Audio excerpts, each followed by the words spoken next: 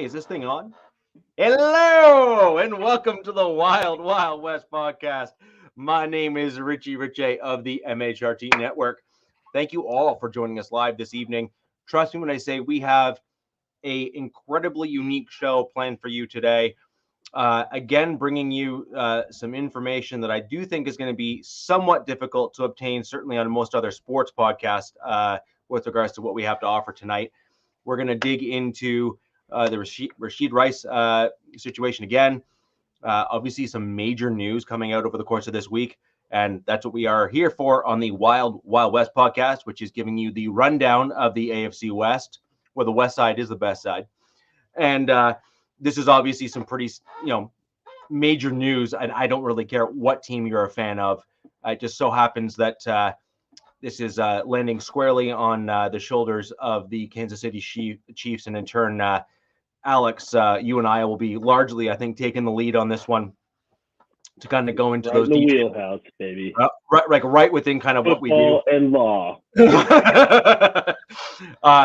And so, anyways, my name is Rashee Rice of the MHRT Network. Directly over here is the real Alex Givens. You can catch him for the Lightning Fast Fantasy Podcast as the season gets started with him and Coach on Coach Defense's channel. You can also catch his articles on Arrowhead Addict. Great content, as always.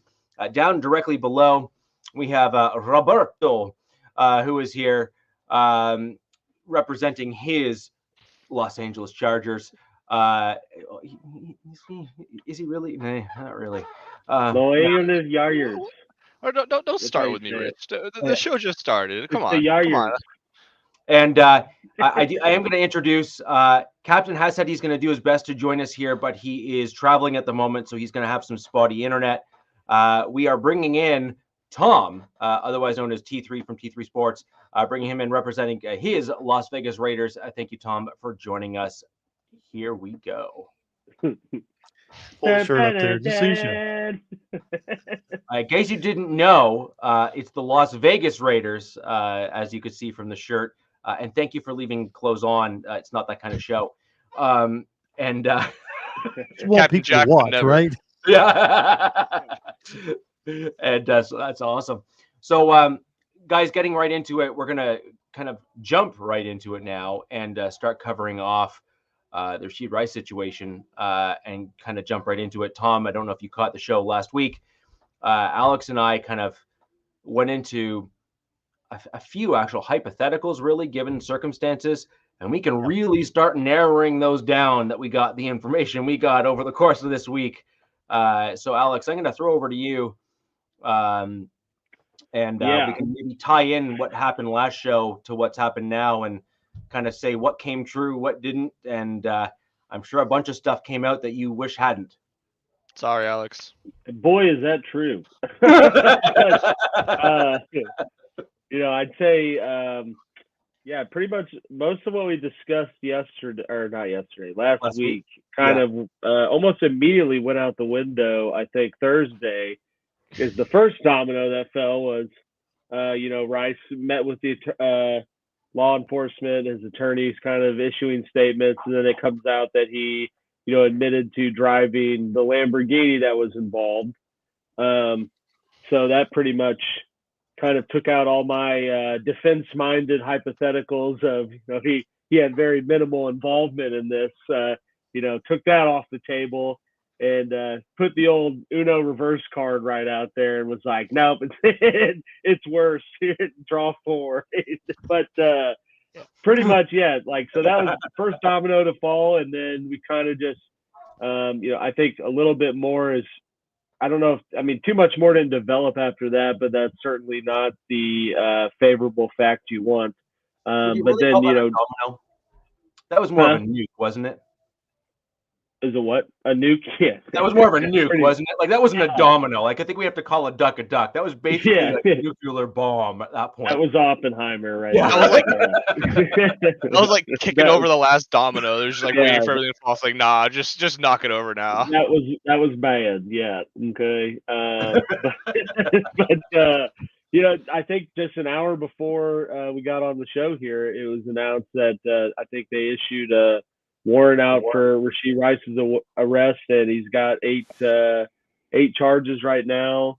Some of which, carry 6 counts of collision involving bodily injury, which carries, a 1 to 5 year prison sentence. So, he's got some significant charges now compared to what, could have been if his involvement wasn't more than, owning the vehicles or leasing them. But I would say on top of that, we also, I think law enforcement released news that there was some marijuana found in the car. I think there is a pretty large discrepancy, though, on the amount, because I've seen 10 kilometers, which would be a shitload, a shiz load. He'd be basically Pablo Escobar, like trafficking down there. I've seen 10 grams, which is not that much. And I've seen like 10 ounces. So, it's all over the place in terms of that. I think looking at the charges, that wasn't really necessarily, I don't think it was that much to warrant any sort of, drug or sort of traffic or, intent to sell, distribute type of offense. So I think that kind of answers it right there. But that definitely came out as well as there was. Given Texas, they have pretty harsh drug penalties. Yeah, but it has to be a lot. That's my point. Is that they didn't even bother really including the drug charges, which you think they would do just for good measure, because even if they don't get them on all the other ones, you think they'd at least leave that in there just as a toss in. Yeah, but I think in most states now, even if they're federal or not, like state legal or medical, almost all of them outside of a few have some medical component to where it's like really hard to just, and it's a waste of really law enforcement prosecutors' time to prosecute anything that's not like a lot. So yeah, like I said, I think the charges that we saw with the warrant kind of show that wasn't a big deal. I think there was other, like a $16,500 check was in the car. I was like, damn, I wish I could roll around with something like that. And the team's playbook. So at least, glass half full, he's always got the plays on his mind, or they were right there. But that's me trying to poorly shed some comedy on a pretty bad situation all around. But yeah, he's definitely, fully in the fire now. I think it was just him and the driver of the Corvette were the only two that were charged. So I think the extent of the police investigation was to figure out who was driving, and that's who we're going to stick it on. I will say, from a legal strategy perspective of it, he has a pretty well-known attorney. The dude is a state senator and like is a pretty high-profile criminal defense attorney, or attorney in general. And I would say that I think that most of the stuff he's released to the media, as well as Rashee coming out and saying I was driving, is all from the mindset that there was probably some deal already discussed or somewhat in place of like, look, if your guy just fesses up and says, and mounts and owns up to everything and doesn't try to do these smoke and mirrors with his friends saying, I don't know, like we can work this out. Because I find it hard for a professional athlete who at least assumably has some kind of money to afford a pretty viable, if not aggressive, criminal defense, would not just come out and say I was driving and kind of just like put his hands out and be ready for the cuffs. So that kind of makes me think that, this will get worked out in some sort of plea deal that I don't think will be overly serious in the long run, mainly because as far as I know from the news, even though he got charged with, causing serious, bodily injury and 1 count of serious bodily injury, I don't think that there's really been anyone that was overly injured in terms of like life-threatening issues or, any sort of surgery or anything like that. I will say, you see a charge like serious bodily injury and you think, well, someone has to be really jacked up. But it's all those charges are all by legal definition. And so it really just depends on how Texas, how they identify or define what is serious bodily injury, which could be just like the threat of death, which obviously driving at high speeds and a ticking time bomb to some degree is certainly a threat of death and an imminent threat of death. So I think regardless of what people sustain, it's certainly a serious issue. Feel terrible for the people involved, and unfortunate that someone who had everything going for them put themselves in this situation. But I think legally speaking, this will get worked out into a relatively minimal plea deal. I doubt he does any jail time, but I do think you see a pretty significant suspension from the league. So, Tom, I'm going to throw to you quickly here just to kind of get your take on this, since curious as to your thoughts on this. Just I'm going to make a quick comment here first. Well, my only caveat, Alex, on this, in response to that, and I'll toss over to Tom, is he did one thing that I think has really hurt him. Ran. Well, he ran.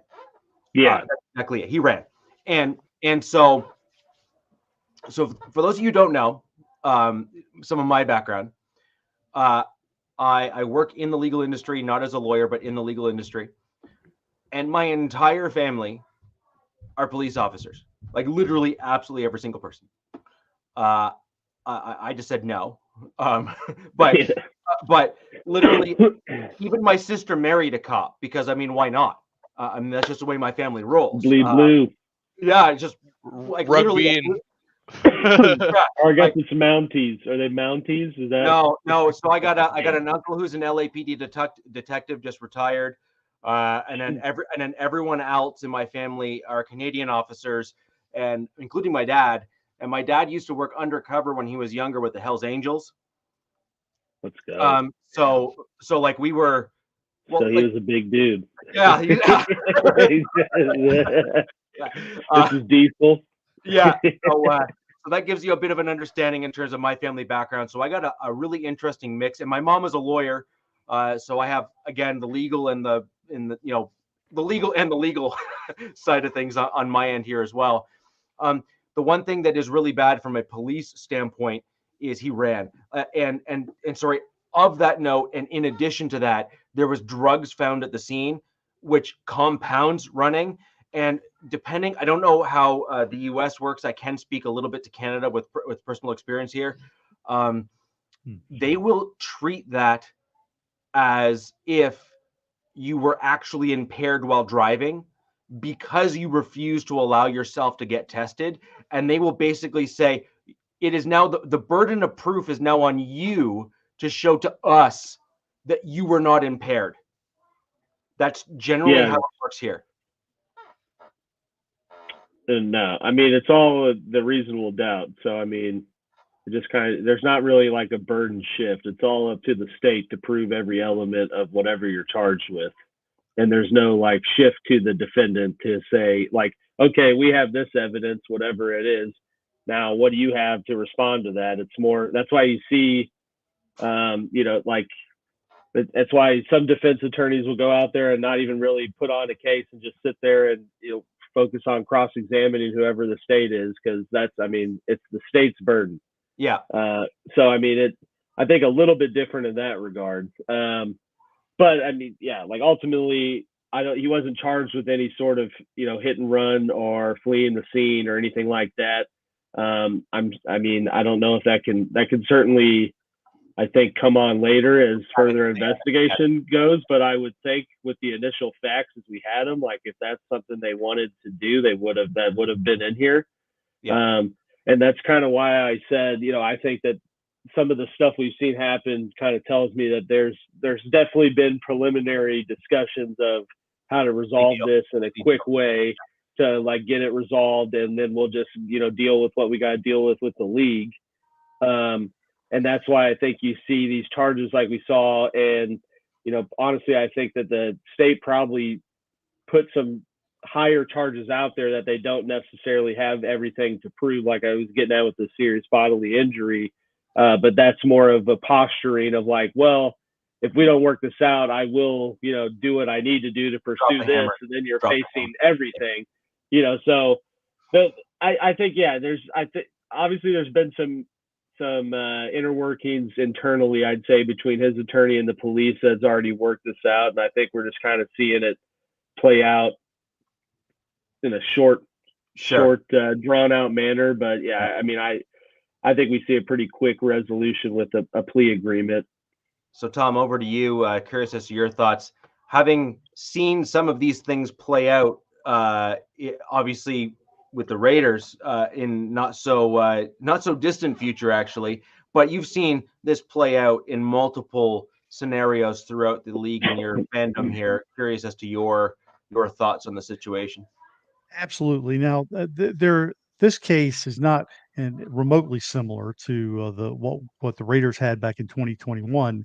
Obviously, the Henry Ruggs situation, which resulted in death, and of course he's in jail. That was a quick decision for the Raiders to drop him from the roster. Easy decision to make. And then just right on the heels of that, they let go their other first round draft pick, Damon Arnett, cornerback, because he was toting guns and making threats and everything else. So they dropped him as well. This brings up the whole character thing. Now, once again, this is not it's not exactly the same as if you go 20 years ago. Look at the whole Michael Vick situation. What he was involved with was horrific. And of course, he did time in jail, but he was able to redeem himself and come back and make his way into the league. Now, this situation is not as severe as that.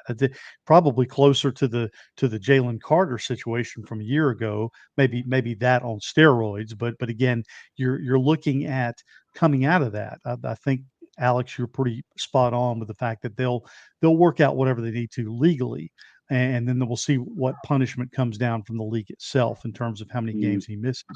But if I'm a Kansas City Chief, if I'm a player and I'm also a fan, I have to worry about what type of distraction this is going to have on the team and what kind of distraction this is going to have on the fan base, because you already know, regardless of whether he's suspended or not, if he shows up to camp, you know all the microphones are going to be on him and all the attention is going to be on him.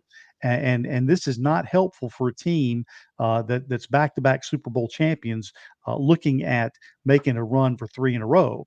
And this is not the distraction that they need. So again, if you're the Kansas City Chiefs in the locker room, your concern has to be how much is that locker room going to be split over receiving this guy back in, regardless of what he does to make amends or not, and regardless of what the league does. So again, my concern, first of all, very, very glad and very fortunate that no one was injured.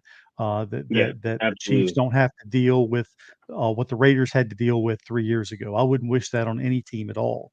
But again, he's going to have to step up and account and hold himself accountable. But the team is going to have to hold him accountable as well as the fan base.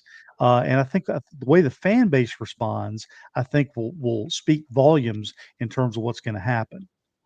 Yeah, for sure. And I mean, it definitely is going to be a large distraction, regardless of how quickly it gets worked out or how it ultimately gets worked out. And like I said, end of the day, he's certainly getting a suspension. I think it's a suspension somewhere in probably the 6 to 8 game range. So, while his stupidity, and I do agree with Anna, like his stupidity could have absolutely killed someone, and his actions, could have had way worse outcomes than what they did. You would just hope that someone who's, I think, 22, 23 would bounce back from this and realize like you kind of got a gift from God to some degree, and that you didn't totally throw your life away and, take someone else's life with your choice and then ruin, where your life was going. So that's why I think I said last week, he's kind of at a pivotal fork in the road, and some, if he goes left, he could just be kind of a blip in what could be a successful life and career, or he could continue down the path of going right and probably hanging out with the same people he was hanging out with that were instigating or hyping up the choice to race on the highway or just drive erratically, and put him in this position. So we'll see. But I mean, either way, certainly a distraction, and I mean, ultimately too, I mean, just not what the franchise needs, after, not needed anyways. Yeah. Well, winning a Super Bowl, and not that any franchise needs this news in any way, but I think especially with how this offseason's gone, where you saw him get rid of Snead and probably thinking like, okay, we have Rashee Rice. Like, I don't need to worry about this first round pick on getting someone else in the receiver room. And maybe I can look at a corner that falls or a tackle. Well, now, his actions, regardless, I mean, it's going to be it's such an unknown, but like I said, you can anticipate, and probably at best case, half a season of not having him. You certainly have to, curtail your offseason plans a little differently than what they were, 2 weeks ago because of, a poor choice, and, that took 1 second to make probably. Yeah. Well, Alex, I've got 2 words for you, which may make you feel a little bit better coming in. And again, this is kind of a fingers crossed for you all, but the 2 words are Xavier Legette. I was just about to mention too that not that this should have ever happened, but the Chiefs do have to feel a little bit relieved that and look who's joining us on today's segment of Where in the World is Captain Jack. Well, do you know what we know now for sure? Is that Captain Jack's video feed is most definitely live. Yeah. Because he responded in real time. Yeah. Oh, that comment. Yeah. It's almost like I think that just and I didn't say, oh, yeah, I said, oh. Okay.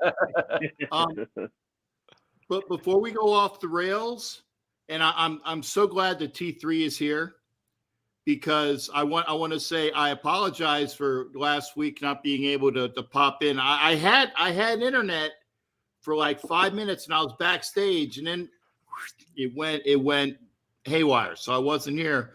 So hey, Tom, be ready, sir. Okay. Anytime. All right. Anytime. Okay. Because I'll be very honest, I still need to get into Robert's ass as far as verbal abuse. Not get into his ass because that's a little bit too kinky. But yeah, oh shit. Why is this not working? I can hear here. Oh, I know why, because I don't have the whatever. Fuck it. Okay. I'm hearing the sound out of the computer. Yeah. Did I catch it? Almost. I think you caught yourself. In fact, Captain, I think you just did the greatest radio bleep edit in real time that I've heard from most people. So good job. Natural. Jack's neighbor's internet is acting up. Yeah. Well, first off, again, gentlemen and Robert. Okay, I want to say thanks for being here.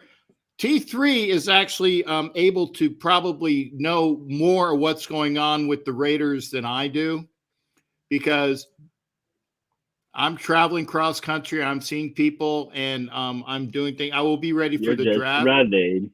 Captain, yeah, I have a question for you since you're here to add to what T3 was going into. Going back in Raiders history, and this is why I think it's a good segue to get kind of your feedback on this.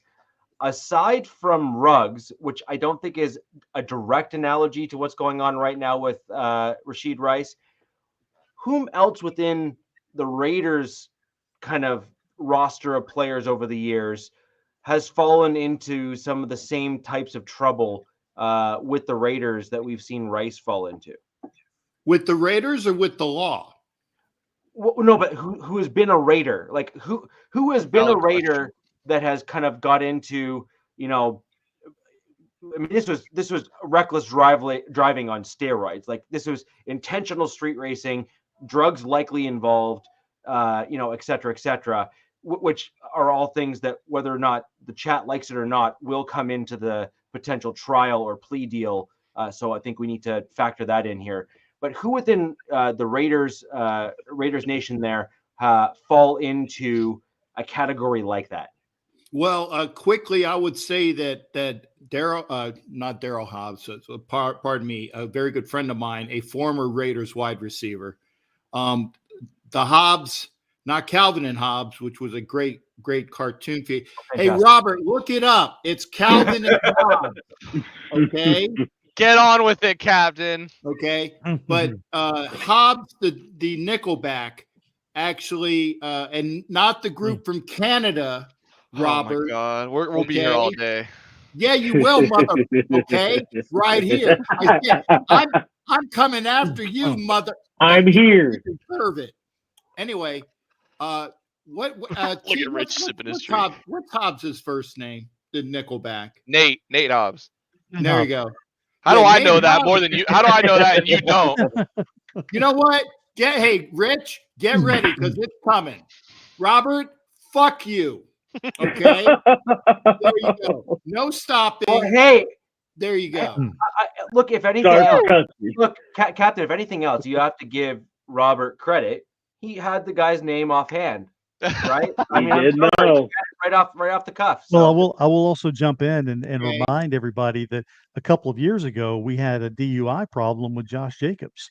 That kind of went really under the radar, and Yes. things could have developed In a lot Vegas. more than they did. That got stuffed pretty quickly.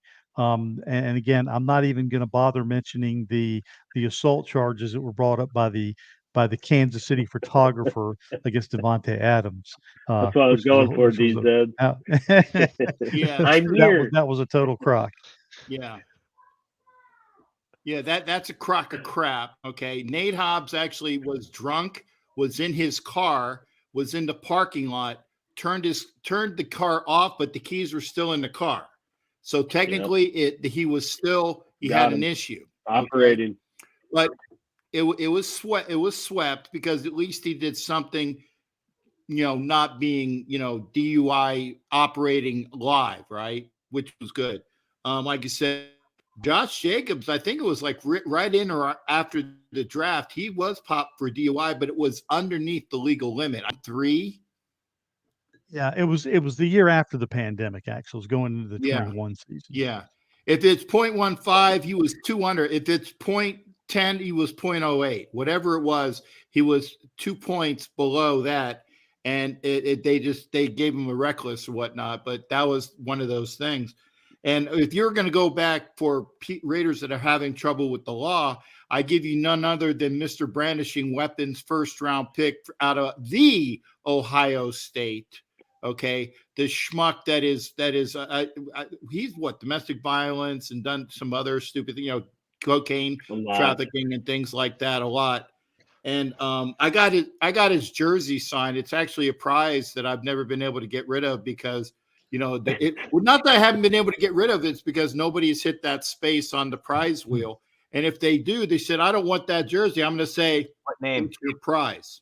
What name? Yeah. I don't remember his effing name. It was a couple years ago. Okay. I'm losing things. We mentioned it earlier, Jack. Damon Arnett. Thank you. Oh, Arnett. Okay. Yeah. Okay. Yeah. I got shit on my mind. I'm flustered. I got people waiting for me downstairs now. That's why I said that I would be in and out. Like I definitely would like to be in and out. Cool. Okay. Yeah, so, people waiting for you downstairs. How much for the hour? Sir? I said you have people waiting for you downstairs. Do they have handcuffs? Yeah, no. They're actually they have drinks and food. Okay. But what I wanted to say, if you're going by Raider lore. The greatest person that I can give you in Raider lore was none other than Warren Wells, who went to prison in the late 60s and was the speedster that, Daryl LaMonica used to throw to in those long bomb passes. Al Davis believed in him so well that he kept corresponding with him even while he was in prison. And when he got out of prison, it was like a year and I think it was a year and a half was what he ended up serving. They gave him a tryout. In that year and a half, he totally lost his football speed. And it was unfortunate because he was the speed Raider wide receiver before Cliff Branch and very, very well known. Number 81. He wore 81 before Tim Brown wore it. That's unfortunate. That's unfortunate. Yes. That's what happens to there's two things you often lose when you don't lose it. One of them is the fast twitch speed that you end up having from your muscles if you don't leverage it and keep it up. And then the other one is the ability to absorb a hit.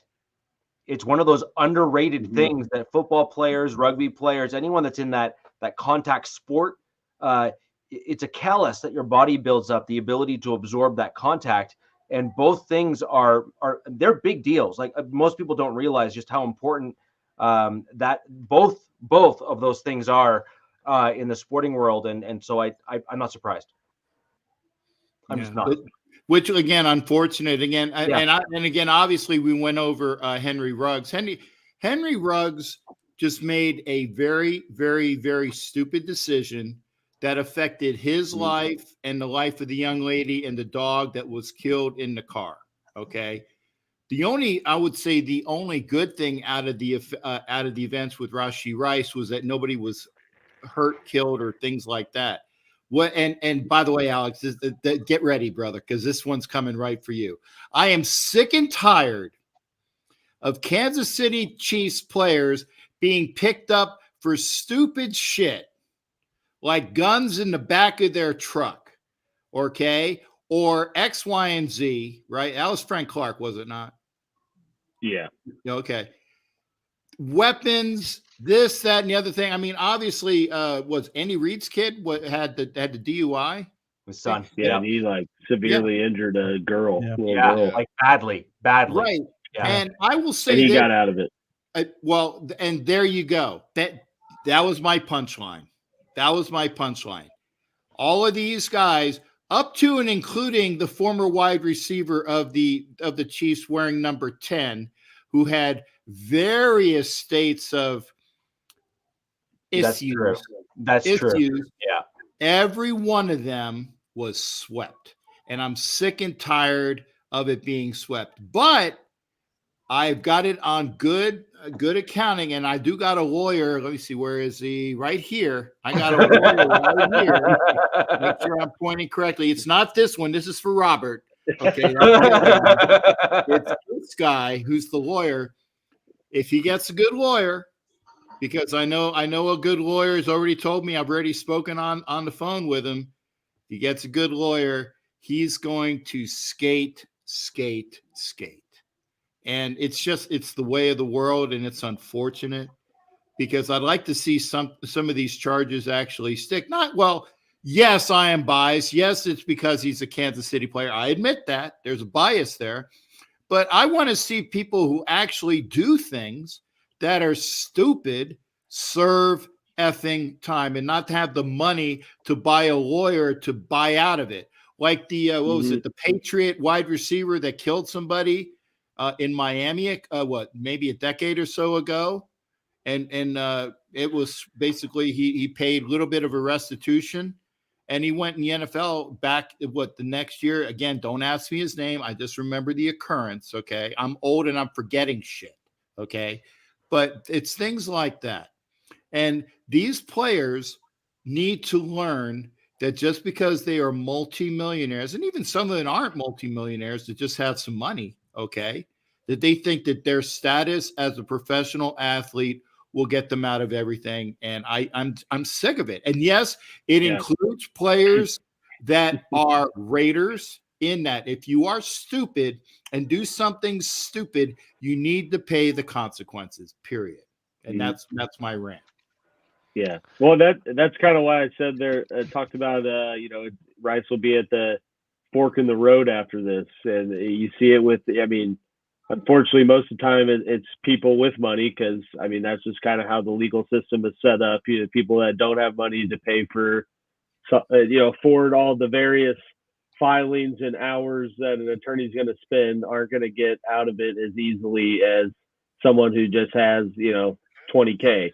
But, that's where, the money is certainly the root of the evil of facilitating these bad decisions.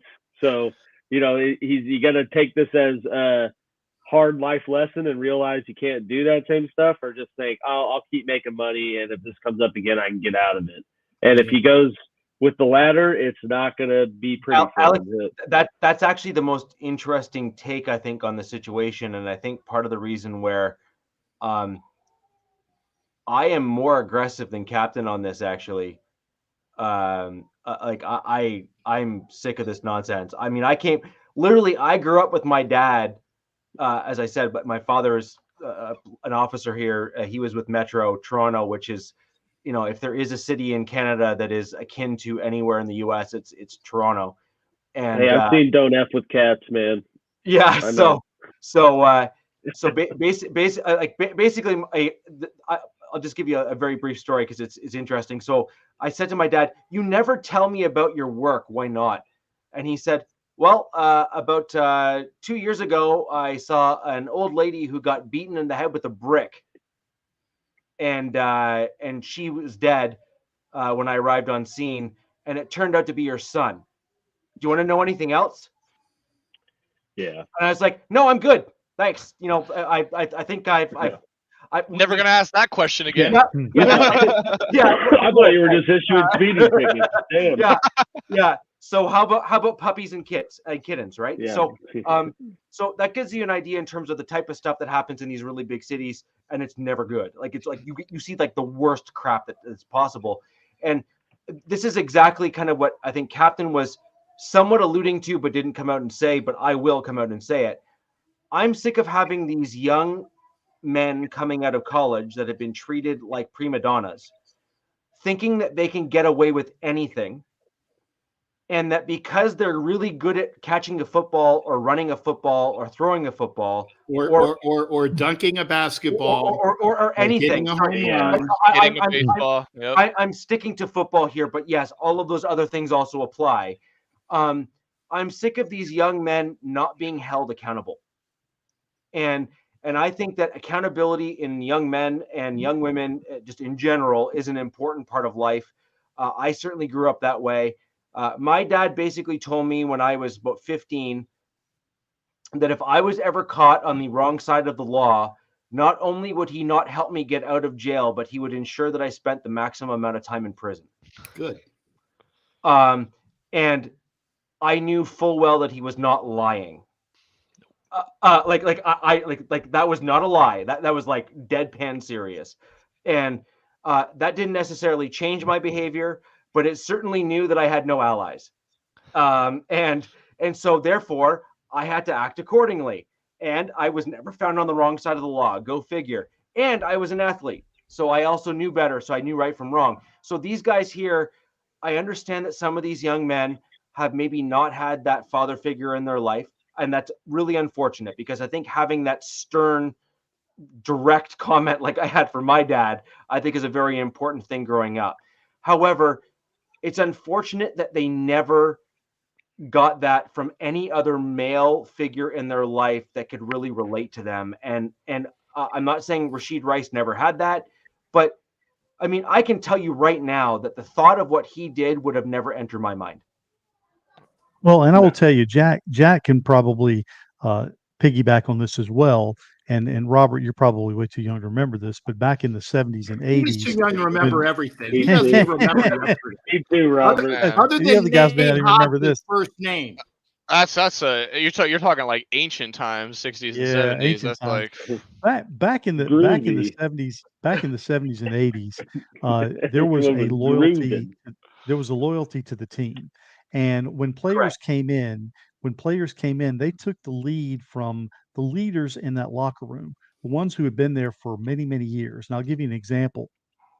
For many years, good old number 63, Gene Upshaw, was the guard for the Raiders, for those who don't know, and he commanded that locker room. So when the new players came in, they were going to get hazed, and they were going to have initiations, and they were going to have to pay their dues, and they were going to have to get their comeuppance.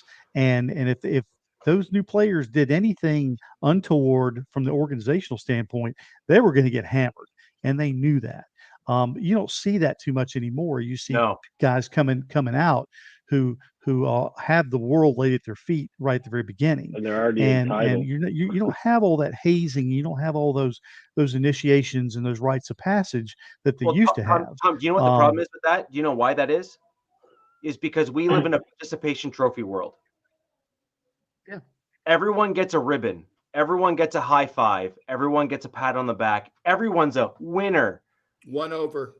Alex, that's not you. I'm trying to point at Steve over there, okay? But I'm being dead serious though. Is that when you're in that younger generation that believed in participation trophies and that everyone deserves to be praised for simply showing up, you lose the accountability element. I use that A word again, the accountability component, which is yes, DZ. Yeah. Tom, you gotta have the bully to an extent. Yes. No. To an extent, yes. No. Tom, I'm going to go a step further. There's a clean, healthy way to bully, and there's a bad way. We need more clean, healthy. We need more clean, healthy bullying. So there's basically make bullying clean again. Yeah. So there's a. I mean, basically, the short answer is yes. You need. Let's put it this way: there is nothing wrong with shaming your teammates for being dumb. There is nothing wrong with shaming your friends for making stupid decisions. And it's sad that we have to label it as there's nothing wrong with it. It should be the thing that everybody does. I grew up with my teammates, and a couple of them went out and did some really dumb stuff. Do you know what happened to them when they came back into the locker room? Shame. Like they literally got told where to go and how to get filled them with bars of soap. Yeah, exactly. Has anybody ever heard of linebacker Mike Curtis? So yes. Mike Curtis played for the Baltimore Colts back in 1970. He was part of their 1970-71 championship team. The year that they won the Super Bowl, they were having a little bit of a downtime during the season, going toward the playoffs. And in halftime, Mike Curtis came in the center of the locker room, and he looked around at every one of his teammates and pointed at them and said, "If you don't go out and do your job in the second half, I am personally going to come and kick your ass right here in the locker room." And on that segue, I will also say kick your ass out of here. Out of Mike Curtis, I appreciate being here, but Mike Curtis was also the gentleman when they had somebody run onto the field, and I think it was during a live game. Mm-hmm. Somebody ran onto the field, and Mike Curtis ran and tackled his ass. Yep. Just enough to say it. Gentlemen, I appreciate being here. I will try to be, I don't know where I'm going to be next Wednesday. I do try to make an effort to come in. I appreciate all of the positive vibes. I will be here as possible, but you know what? I'm driving cross country. I'm enjoying myself, and I might even stop by and see Robert in LA if he can get permission from his mommy to be out that night. Okay. My mommy told me not to talk to scary old men. Well, then that's probably the line of the night right there. That is a cut clip right there. You are done. That's your drop for the evening. That's your drop. Nice suede seats. All right, Jack. Hey, take care. Tom's got it. He knows what's going on. Best to you. I will keep up. Gentlemen and Robert, have a great always a pleasure, sir. Thanks, Jack. Thanks again, guys. Be well. Take care. Later, Cap. That's funny. That is funny. Jack's neighbor's internet had a limited amount of time on it. He had yeah. But so Alex, just to kind of quickly wrap some of this up, there's a couple scenarios here, and I wanted to discuss one specific scenario with you, which is there's two angles here. Tom alluded at one earlier, and we kind of alluded it before we threw over to Tom. So what if, so for example, let's say 6 to 8 weeks is what's kind of on tap, right? Oh, yeah. And I think that's a fair assessment of where the legals start. Yeah. What do you think will happen if Rice speaks to the DA and what have you, and they're like, hey, do you know what? Texas is not willing to not be seen as soft on crime. And this is far too public of a thing for us to just turn our backs on it. Yeah. We can't have young men setting examples, especially football players, that street racing is okay. The sliding scale here is 2 years in prison to 10 years in prison, and that's for one charge, and you got multiple charges on the table here. Sorry, my man, but like you're looking at like 1 to 2. I think what happens then? And by all accounts, that would be upper limits that we would think would likely happen given defense attorney stuff. But yeah, if that's on the table, which I mean, it's possible. I'm just saying it is not outside. Oh, I mean, it's always possible. Yeah. I mean, you're charged with something. There's always outcome. You're going to see the maximum sentence at the end of the road. I mean, yeah. And certainly so a possibility till it's closed. And so, I mean, when you're looking at a sliding scale between 0 to 10 and like 1 to 2 is on the table, whether or not you want to admit it or not, you're on the lower end of that scale. So that's not necessarily an awful outcome given where you could end up, right? And so I guess what my question to you would be is, what would the Chiefs do in that scenario, do you think? Your team, compared to most, has been, we'll say, more lenient, in my opinion, in terms of second chances. Andy Reid, obviously, with his son, I mean, I don't even know where to begin when it comes to Tyreek Hill. He got like 4 chances. I mean, he got like 4, 5, 6. I don't know. Yeah. I lost count. Tyreek Hill never was like in any sort of actual legal trouble. I mean, the biggest thing was he was investigated for like a child abuse issue, but I think at the long run it came out, at least this is that it was kind of falsely reported from his estranged baby mama at the time. But I mean, I was like just talking recency with him. I mean, it's not necessarily it's an apples to oranges comparison to some degree, because at the end of this, in the worst scenario, we're talking about Rice, going through the whole brunt of the legal system and being found guilty of a more serious offense than what he would typically plead to, and ultimately carrying out some sort of prison sentence on that. I think in that regard, I mean, I don't know. I'm sure he would be suspended indefinitely from the NFL and have to serve his, term and then be able to apply for reinstatement. And I would imagine the Chiefs would do the same and suspend it. I mean, not try to hold him on any sort of.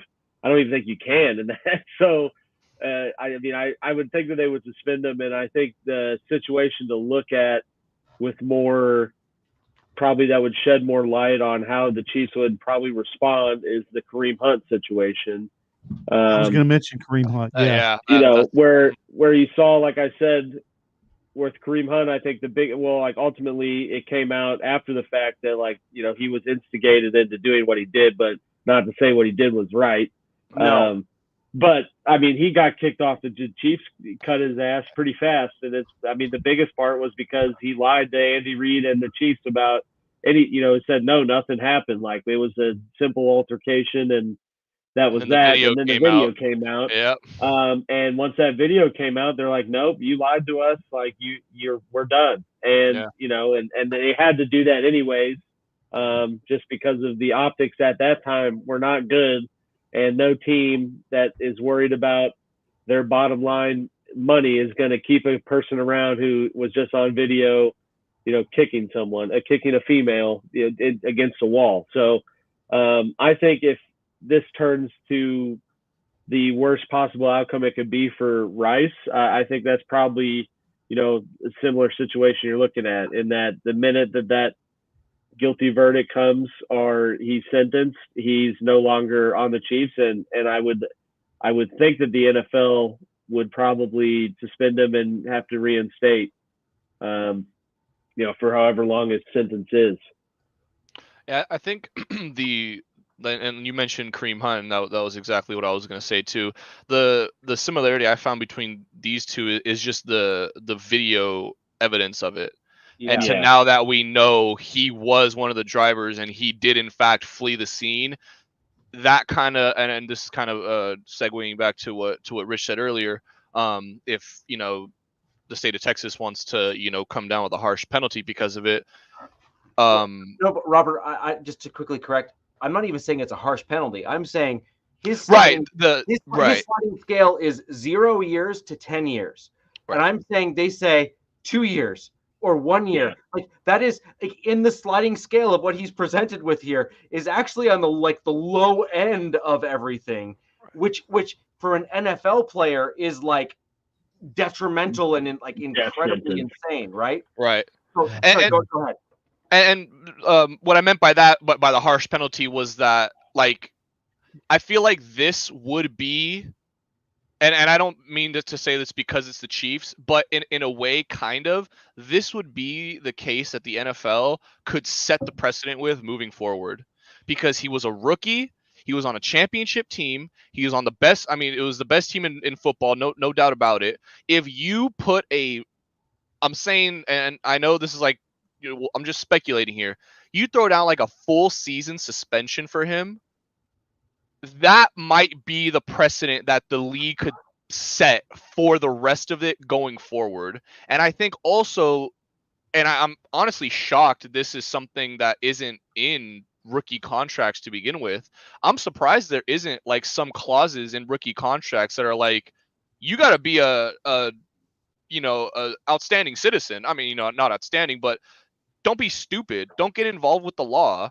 You're at least rookie contracts. I'm sure it could be something that applies to all contracts in the NFL, but certainly that's something that I feel like rookies should have on to go back to what you said earlier. Some kind of clause in there, right? You would think, right? I would think so. I mean, at the end of the day, it's all the conduct detrimental to team, right? Right, so, right. And I guarantee you that Rashee Rice's name is going to come up when the NFL does its rookie symposium, after the draft. I feel pretty certain that that's the case, and they're going to lay it out and spell it out pretty much for these young kids that you do anything like that, the hammer's coming down. Yeah, and I think Jack, to jump into that, I said this last week, and I'm going to say it again this week because here's hoping that at least some young players catch this clip or something somewhere somehow, which is, when you are coming up through the league and you're in a professional sport like football and you stand to potentially make millions upon millions of dollars as a result of succeeding even modestly, and Rashee Rice is certainly in that category given the team that he's on right now, you need to ensure that you have at least one dude or two that are beyond reproach within your inner circle of friends that is given absolute and 100% full veto power over any dumb crap that you want to do. Okay? That would be the responsible way to do it. No, I'm being serious. And if you listen to Shannon Sharp, if you listen to Ocho Cinco, if you listen to any of these dudes, sorry, that's Chad Johnson because he's actually going by his real name now. But if you listen to any of these dudes that have been incredibly successful, but yet oddly not been involved in the law, right? They were hotheads, all of them, Shannon Sharp included. I was gonna say, Shannon Sharp included, man. He was a menace on the field. Don't let this color fool you. He was a hothead beyond a hothead, but he had his grandmother. In the right circle. He had his grandmother who instilled a certain set of values within his life, he's like, I am an idiot. I recognize I'm an idiot. Therefore, I need. Smart, you're dumb. Yeah, exactly. I'm dumb. Looking. I'm dumb. I make bad choices. I need to get the responsible dude in my inner circle who's going to tell me, dude, you're an idiot, and I'm going to put him on a pedestal. Yeah. I know back in the mid '80s, and again, I'm going way back again. North Carolina State had a really really good basketball player by the name of Chris Right. Washburn. And he's a huge guy, mammoth guy with immense talent. And he went to the NBA. He went to the Golden State Warriors. What the Golden State Warriors did was they paid a person and basically made him Chris Washburn's babysitter. Yep. They basically paid him a salary and made him walk around so that Chris Washburn didn't do a bunch of stupid shit. And it's unfortunate that even 40 years ago a team had to do that. You think now that teams are good at in terms of policing their players, but this is not anything brand new. No, no. Players have been off the hook for years, and there are just some that you put money in their pockets and they just don't know what to do. There has to be a certain amount of counseling. People even commented that when Jamarcus Russell was drafted by the Raiders back in 2007, that they didn't have the guardrails in place, that when he came onto the organization, he didn't really have anybody to take answers from and to take guidance from. And as a result, of course, we were in the guaranteed contract era then, but the fact that he didn't have anybody really to handhold him and guide him through all the things that he went through, it's no wonder that he failed. Right, but this is the thing, right? When you're dealing with players like Rashee Rice, like Henry Ruggs, I mean, heck, even like Kareem Hunt, who was kind of in the early stages of his career with the Chiefs when he went through what he went through. You got all of these young guys that have come through who have been told that they are, lighter than air, can walk on water. And man, you are the greatest thing that has ever happened to us here at insert X. Whatever that place is. Two things can be true. You can be really, really good at the sport that you play at, right? That's over in column A. But also over in column B is that also doesn't mean that you are above the law. And in my opinion, that's kind of what I was getting at when Captain Jack was here in my comments earlier, and frankly, what my dad was effectively trying to teach me when I was a young kid, which was, sure, you're bright and you're very smart, and you probably think you can outsmart the law, but that's irrelevant. No, seriously, that's irrelevant. It doesn't matter if you are that bright. The point is, there's a moral right and wrong. It's not whether you can get away with it or not that matters. That's irrelevant, my man. Like, stop trying to game the system. It's what is right and what is wrong. For example, a moral compass. Exactly. What is right and what is wrong? Like, this is what my dad taught me. This is what my grandfather taught me. This is what my other grandfather taught me. There is a moral compass that one must have. My grandfather used to always say, every road either has a stop sign or a dead end. Yeah. Yeah, exactly. Exactly. And where there's a stop sign, there's often a fork. Right. If you're going to take your grandfather's analogy and kind of expand upon it. And if I'm going to teach anything to my kids, it's exactly what your grandfather said, but then say, when you hit the stop sign, there's a fork in the road. And it's up to you to make the right decision as to whether or not to make the left or the right turn. Right? And that's exactly the concept of a moral compass, which is you're going to know, hopefully, with what I teach you and what we go through in life to know which way to go. My concern here with Rashee Rice and my concern here with other folks in football, these young men that are coming up through the league, is they have a rough idea of morals, as in correct and wrong and what have you. They just simply have been led to believe by some of the folks in their life, including some of their friends that are in the car saying, dude, just go ahead and go on the shoulder, man. We're going to win the race. They've been led to believe by all their buddies and all their friends that having fun trumps morality. And that is a lesson that should actually be the one that the NFL teaches their players. It has nothing to do with what you think you can get away with. It has nothing to do with fun. It has everything to do with the fact that you have the potential to earn a tremendous amount of money, potentially even for your family generational wealth. That is exactly what these owners in the NFL have been able to do for their team. Now, while these players may not necessarily get to that level of wealth in their lifetime, which is also fair enough, it doesn't mean that they can't try to. And to have a moral compass, to know that driving on the shoulder at 130 miles an hour, I did that conversion for you Americans. I'm Canadian, so we do kilometers here. But going at 130 miles an hour on the shoulder of a road and spinning a minivan around, which, by the way, is no small feat given the fact that you're driving a compact SUV on the highway, on the interstate, that's not a moral thing to do. It is also not a moral thing to do after you get into an accident to assess the situation and say, I could either stay on the scene and ensure that the people that I just hit are okay, or the other alternative, which, just for the record, for anyone watching, is the not moral thing to do, which is to leave the scene and walk away. It's the coward thing to do. Rich, unfortunately, the thing is, this Rashee Rice thing is going to be a story until the next one happens. This is not going to be the only off-season thing that's going to happen. There is going to be another player that's going to have problems, and it's going to be probably something even more serious than this. So I'm just keeping my fingers crossed that we have a limit to those, but it's more bad things are coming out. I agree. And that's what I was going to say with recently we've seen with the Jalen Carter and Jordan Davis, they were both involved in speeding wrecks and serious situations as well. I think the one different component with them is they weren't, technically in the league yet. So I think there wasn't as much of a punishment as you saw from that perspective. But I mean, it does seem that every offseason there is some situation involving a young athlete.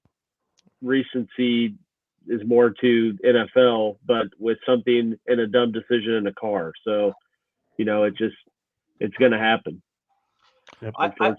I agree. It's one of those things that I find unfortunate, which is, here's an example. So when I was in high school, I would have been 17. I would have been 17.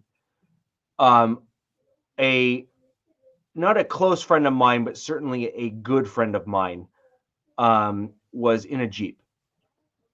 He chose to drive without a seatbelt. He crashed his car, flipped it, went through the windshield, and his Jeep landed on him and he died. Okay? So, I mean, there's a reason I am the way I am. I have seen a tremendous amount of things in my life, given the fact that while I'm old, I'm not that old, but I've seen most everything that someone could see, with the exception of my parents passing away, which inevitably is going to happen as well, right? So at some point, I have seen a tremendous amount of stuff. I've seen drug overdoses. I've seen friends that have been killed in car accidents. I've seen a lot of stuff.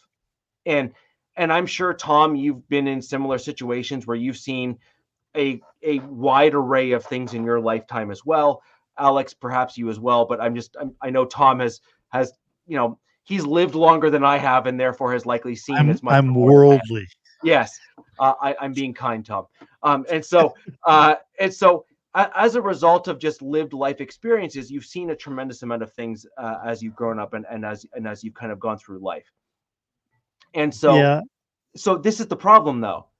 These young men, you would think that when someone like Shannon Sharpe, that when someone who is a gold jacket wearing elite level player within their vertical that they aspire to, like, you got to think that, like, you got to think that Ocho Cinco, as far as Rashee Rice is concerned, is atop the mountain when it comes to folks that would give him advice or speak to him, right? You would think that he is within an upper echelon. Yes, I agree, Cool Kev. But you would think that Ocho Cinco and these other guys that have kind of come before him, who are giving him advice in these rookie symposiums, that they are at the top of Everest as far as Rashee Rice is concerned, saying, guys, you need to do this. You need to do this. You need, like, you cannot go down this road. And yet you do this. But here's the problem. The average, and I'm just saying, I'm kind of ballparking it here. The average 20-year-old and or somebody of that ilk, when they look at people who they admire or people who they want to emulate.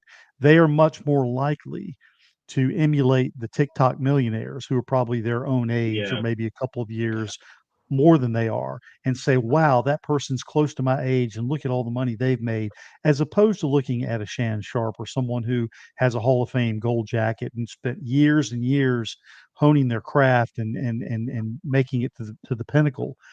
They're more likely to relate to people who are their own age who've made that fast money. That's what they want.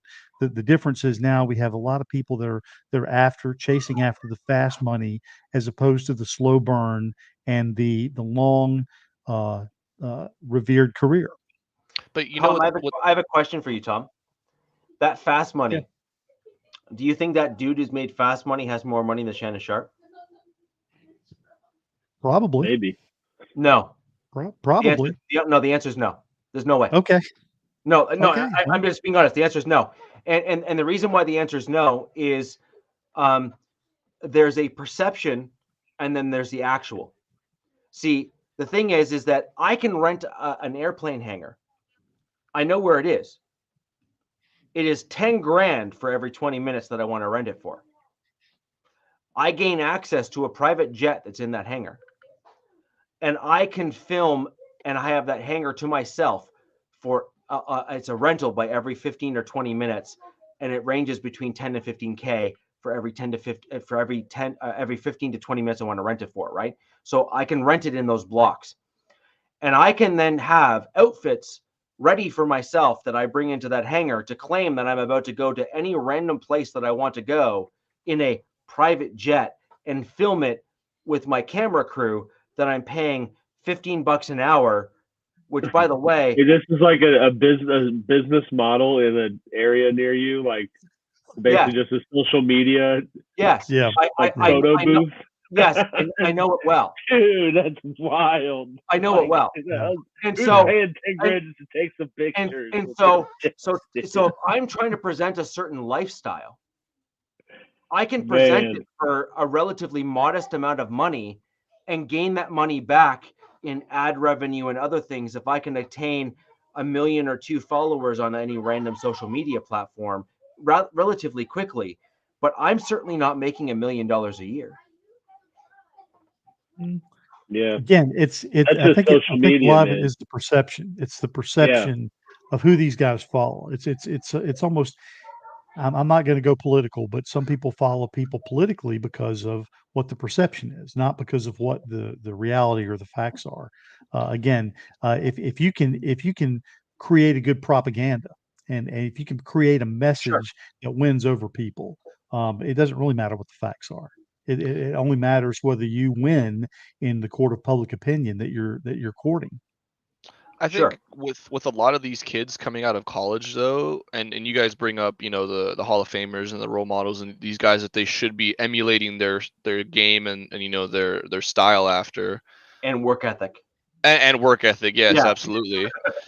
It's a lot of these young guys don't appreciate the old greats and the greats that came before them.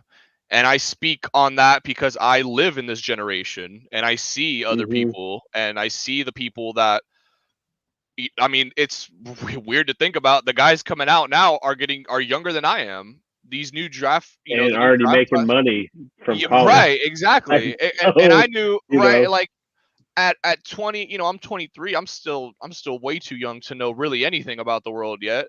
But even I knew coming out of high school, seeing what I've seen, these dudes do not deserve this money, and they have no idea what to do with it. You give somebody who has had nothing their entire life, who had to fight and claw and scratch their way to earn everything.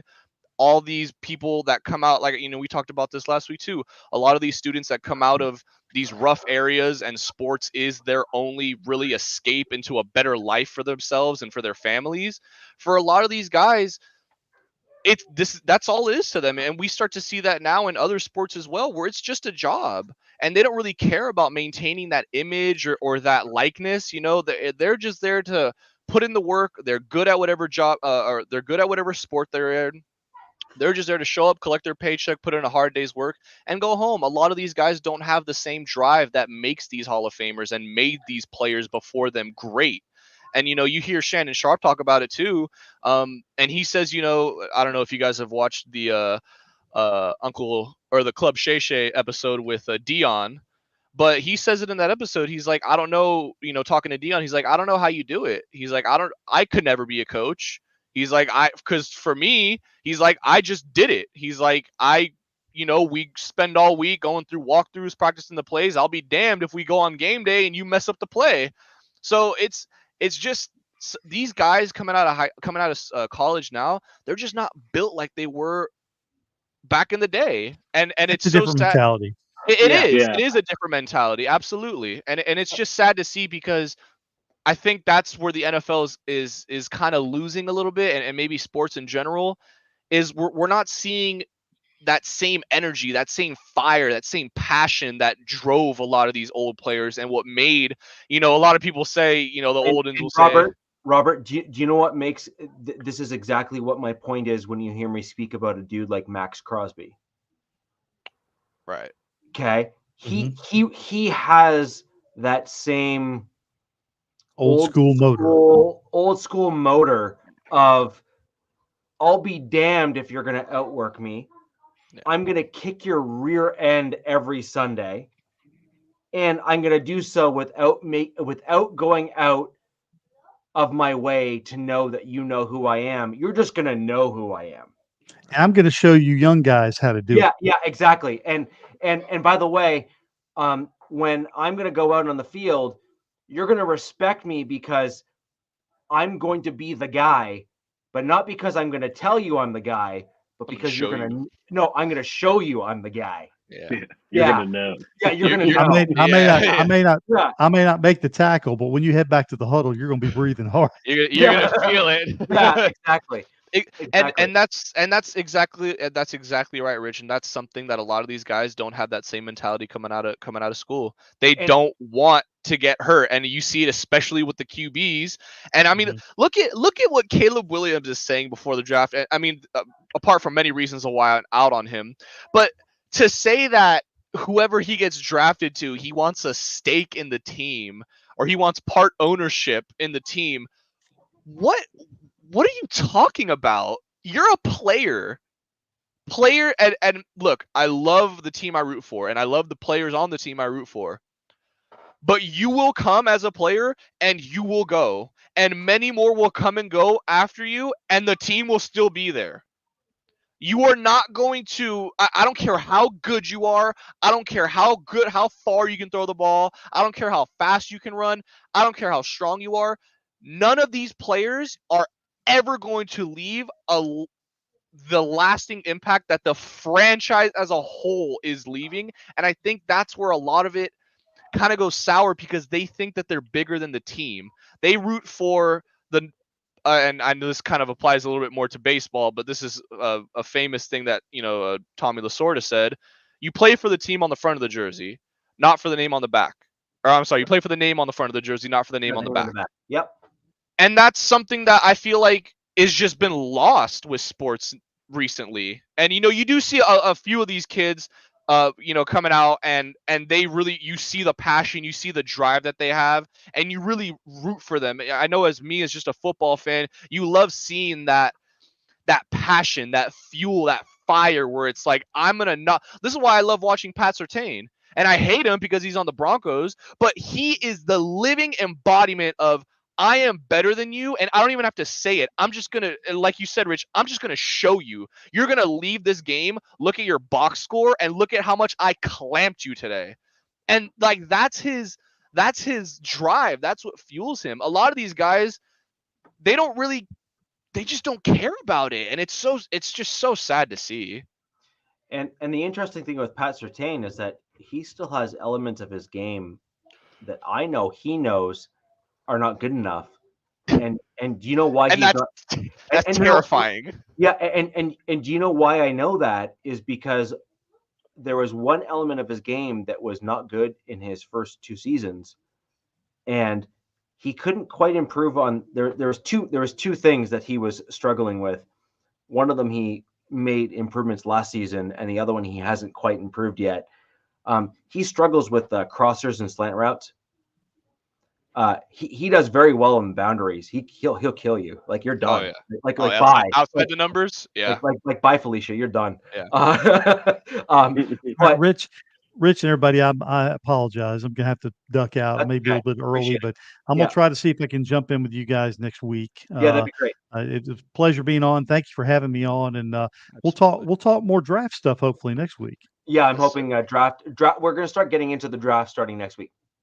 Gotcha. All right. Well, you all take care. Have a great evening. Have a good one, Tom. But Robert, your point is well taken. So there's two things there. One, Surtain realizes from his dad that you're nothing, except for the name. Like first off, so this is where old school mentality I think is really important, which is you're a representation of your family's name, and especially if you're named after your father. That's like a whole. That's like a whole. If you're a junior to someone who's already in the league. And so as a result of that, it's a different level of responsibility, and that responsibility is an important one. And I think that's a good thing, actually, for many, especially young men. And then with regards to Pat Surtain, he had a couple issues that he had in the early stages of his career. One of them was the aggressive box tackles. He actually struggled with some of those in the early stages of his career, and he made major improvements this past season. And Pat, that didn't go unnoticed by me, just for the record. Pat, if you're watching this. Yeah, if you're watching this. Go ahead and comment. Let us know you're here. I noticed. And I think that's a good thing, because it shows that he's assessing and analyzing himself to say, I need to be better. And that plays directly into what we're talking about here, which is a self-awareness factor of these young players. And the best players have that old school mentality. The Max Crosby, the Pat Surtains, like the there's a whole host of them that fit within that. Oddly enough, I have to actually put Patrick Mahomes in this category. Absolutely. Because his brother is an absolute train wreck. Yeah. And his the curtail. And but this is the exact. I hate to keep on using the Chiefs as an example for the good and the bad, or just the bad in this case here, which is, here's two brothers. One brother said, I need to fuel myself to become better and always be the best, and follow my dad and listen to my father and look ahead and do better and be better and constantly look inwards to make sure that I do better things, and so on and so forth. That is a wonderful goal and a virtuous goal and a moral goal. Good for him. Now you look to his brother. 180. Complete opposite. 180 right there. It's I believe I'm entitled to the thing because of the thing and the thing and the thing and the thing. And my brother is the best football player ever. I have the same exactly. Yeah. And so that's the exact opposite, right?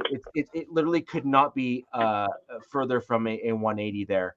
And that is you had one work for it all and put in the effort and the hard, the times, and you had one that just kind of leached off it. Yeah, just kind of leached off the entire way and the entire process. Right. And so you have one brother who has got a family, a successful career, who is seemingly set for life, got a path forward that is going to be a positive one for him and his family. And then you have the other brother who is being cut out of the league, not wanting to shown. His brother's telling him not to be at the games. He's got scandals. He's got all sorts of things where he's done not great things from a moral perspective. Because again, when you start to deviate from what's the right thing, you start to eventually do the wrong thing.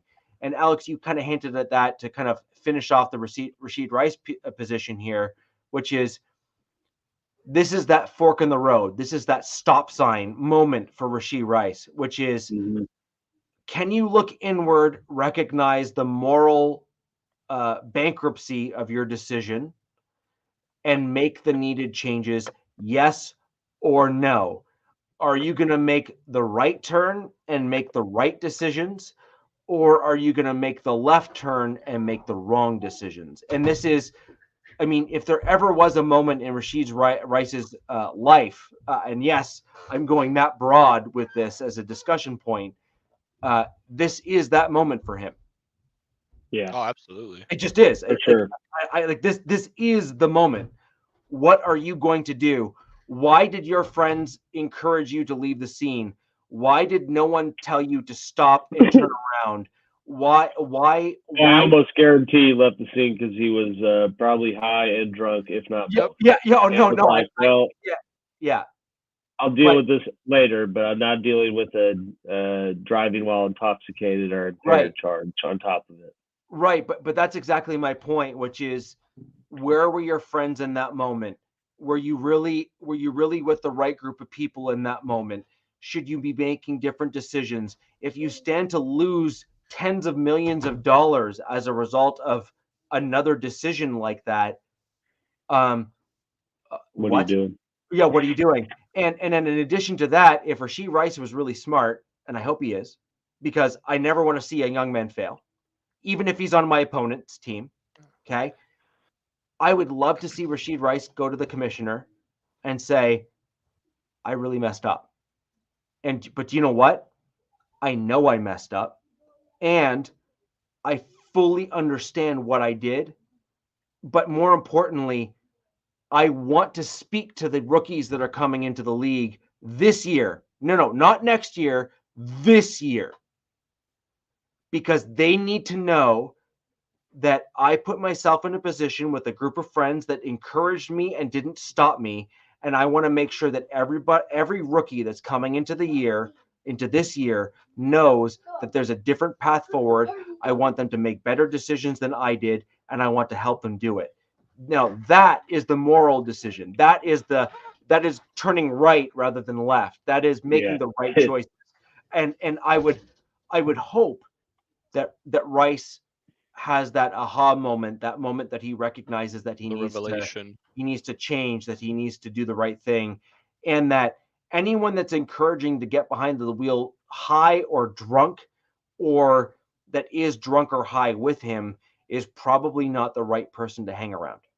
And this is what you said too, Rich, this is kind of throwing it back to what we were just talking about. This will really tell us what kind of player he is. Does he truly care about the game? Is he truly passionate about honing his craft and bettering himself year in and year out, and potentially having a chance to be a part of something that has never been done before in league history? Or is he just like, I made it, won a Super Bowl, got a little bit of money, I'm untouchable? And so it's like you said, I don't care who, Raiders, Broncos, whatever it is, even the damn Cowboys, I never want to see somebody throw their lives away, especially when you have everything in front of you. Yeah, I think playing in Major League Sports is such a blessing. I truly do, and maybe that. It is a privilege. This is actually an interesting comment. I kind of agree with this, unfortunately, which is, people are more likely to want people that are around them to say, yes, you're the man. Hell yeah, let's do it. Yeah. Whoa, man. Yeah, you're the bomb. Than to say, my gosh, you're telling me that I'm not doing the right thing. But you know why that is, Rich? You know why that is? Is because they know if they're just yes men, the guy who has the money, they get to enjoy it. They get to bathe in the riches, and when it all comes crashing down, they're the first to bounce. Yeah. And so, like you said, he should definitely. This will be very telling of him. Is he gonna realize, no, I'm not gonna throw my life away, because it very well could have ended that day? Or like we said, is he going to use it to, you know what, this is my second chance. Thank God nobody was killed. And I will take my I'll take my lumps. I'll take my whatever punishment the league, my team wants to dish out. Accept responsibility and turn a new leaf. That's ultimately, and as we talked, like we said earlier, it sucks, but somebody else will eventually have, or somebody else will eventually be in the news about something that they did, you know, and as sad as it is, somebody will eventually take over the headlines. So will it be him again, or will it be you know, you never want it to be someone else, but will he learn from it? You know, they always say, what is the saying? A fool learns from his own mistakes. A wise man learns from others. So, well, I really don't hope. Can't be fooled again. Yeah, exactly. So I really hope, like you said, Rich, a lot of these players coming out of school really look at the situation and really take a look at themselves and take a personal inventory of their friend group. I agree, and we're gonna probably wait a couple of weeks on this to circle back to it. Yeah. Because I think it'll take a little bit of time for some meaningful information, I think, to come out of this. To be quite honest, guys, this is kind of the way the judicial system works, which is you get this initial wave of stuff, right? You get this initial, and then there's nothing, and then there's a bit of legal volleying that actually occurs within these situations, which is Rice will position himself to try to get out of it. His buddies will probably be positioned in a spot to try to take a bigger fall than they may have actually been involved in, you know, to protect their friend potentially. I'm not saying that's what's happening, but I'm saying it's a potential. And then it'll probably take a few weeks anyway for everything to kind of come out, and then the punishment will be laid down by the law, and then the league will then probably be a week or so after that for Goodell and the league to come out. And then we're going to be in and Rashee Rice is challenging the league decision. And then we'll be in this, is it justified or not time. And then at the end of the day, he will land with a likely lesser than sentence from the league. And then both the legal side and the league side will be sorted out. It'll just be very interesting and frankly very telling as to where both parties, both the law and the league, where they land, because that'll kind of tell us and give us an interesting temperature in terms of just how genuine I think they feel that Rashee Rice is being with the circumstances and situation, and how serious they are in wanting to set a precedent to make sure this doesn't happen again. And by the way, the term precedent in the legal terms is a bit of a loaded term because it is what everything is built upon within the legal field. Everything is based upon precedent, which is what's happened before is then built upon to what's going to eventually happen in the future. There's a reason why Alex is nodding. And that's kind of where we're going to end it for today, guys, on the Rashee Rice piece. Getting right into football very quickly before we end the show. We did cover off some positional breakdowns. I did think it was somewhat important for us to cover off. Funnily enough, Robert, you gave me a great segue by talking about Pat Surtain, which is talking about the defensive backfields for our respective teams. I was hoping Tom might still be here to talk about the Raiders, but we could collectively do that. Yeah, we can kind of build upon that, which is with the chat. Yeah, so if the chat can kind of give us their feedback on the Raiders backfield, I'd like to hear your thoughts and whatnot in the chat. Go ahead and for sure. leave those comments, and we will pull them up. But for my Denver Broncos, we've made some interesting moves. I think we've made a bit of a neutral move. Thank you, Jack. There we go. So go ahead and leave that comment. We'll pull it up for you. Which is the Denver Broncos have made a bit of a neutral move. We've let go of Justin Simmons. For all of the long-term fans of the show that know my feelings on Simmons, a great guy off the field. You love him. You're celebrating this. No, he is the exact opposite of someone like Rashee Rice off the field, in my opinion. He is the moral compass guy by all accounts. You love him as a player, though, right? Sure. Great player. Yeah. So I kind of look at a guy like Justin Simmons as a bit of a Russell Wilson's guy, which is Oh gosh. He recognizes stats that matter when it comes to media, and he plays to that narrative. So interceptions, this is the big one, which is the big one, especially out the home. I nailed that, man. I nailed that, right? And it's A+. A+, right? Exactly. And that's good, but that's a very selfish stat as a defensive back. Yeah, tackles. I nailed those tackles, my man. It's like, great. Well, how many missed tackles? Well, we don't talk about that stat.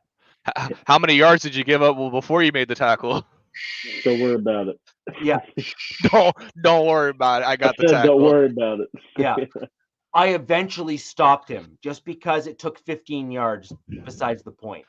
Right. And so that's kind of the whole issue here, right? Which is there's A and B, and it's important to merge the two if you're looking for the holistic and realistic view of the player. That also comes down to running backs. That also comes down to some other players in position groups as well, like wide receivers. You got all these yards, great, but how many yards after the catch? 0. What's your problem? Right? You got bricks in your cleats. Yeah. So there's a whole host of additional stats that actually matter, and in some regards matter more. And so I think the Broncos have effectively ended up with a wash. We've gotten a guy who is a better tackler, but not as good at intercepting the ball. We've got a guy who's maybe a better gritty player, but not as good as some other elements as Justin Simmons was. And I'm not as well versed in terms of his off the field stuff, so I'm just not even going to speak to it. I'm not going to even compare A to B. I will let his work speak for himself when I see him, what he does this offseason, to kind of compare him to Simmons to see, if they're equal within the community work and stuff, right? So that's kind of where I'm at on the safety side of things. With regards to the cornerback position, I've always had the same view, which is cornerbacks are only as good as the interior defensive line. Mm-hmm. If you can't pressure the quarterback, your corners are going to look like crap. And some corners, though, there are the rare breed of corners, and I believe Surtain is. I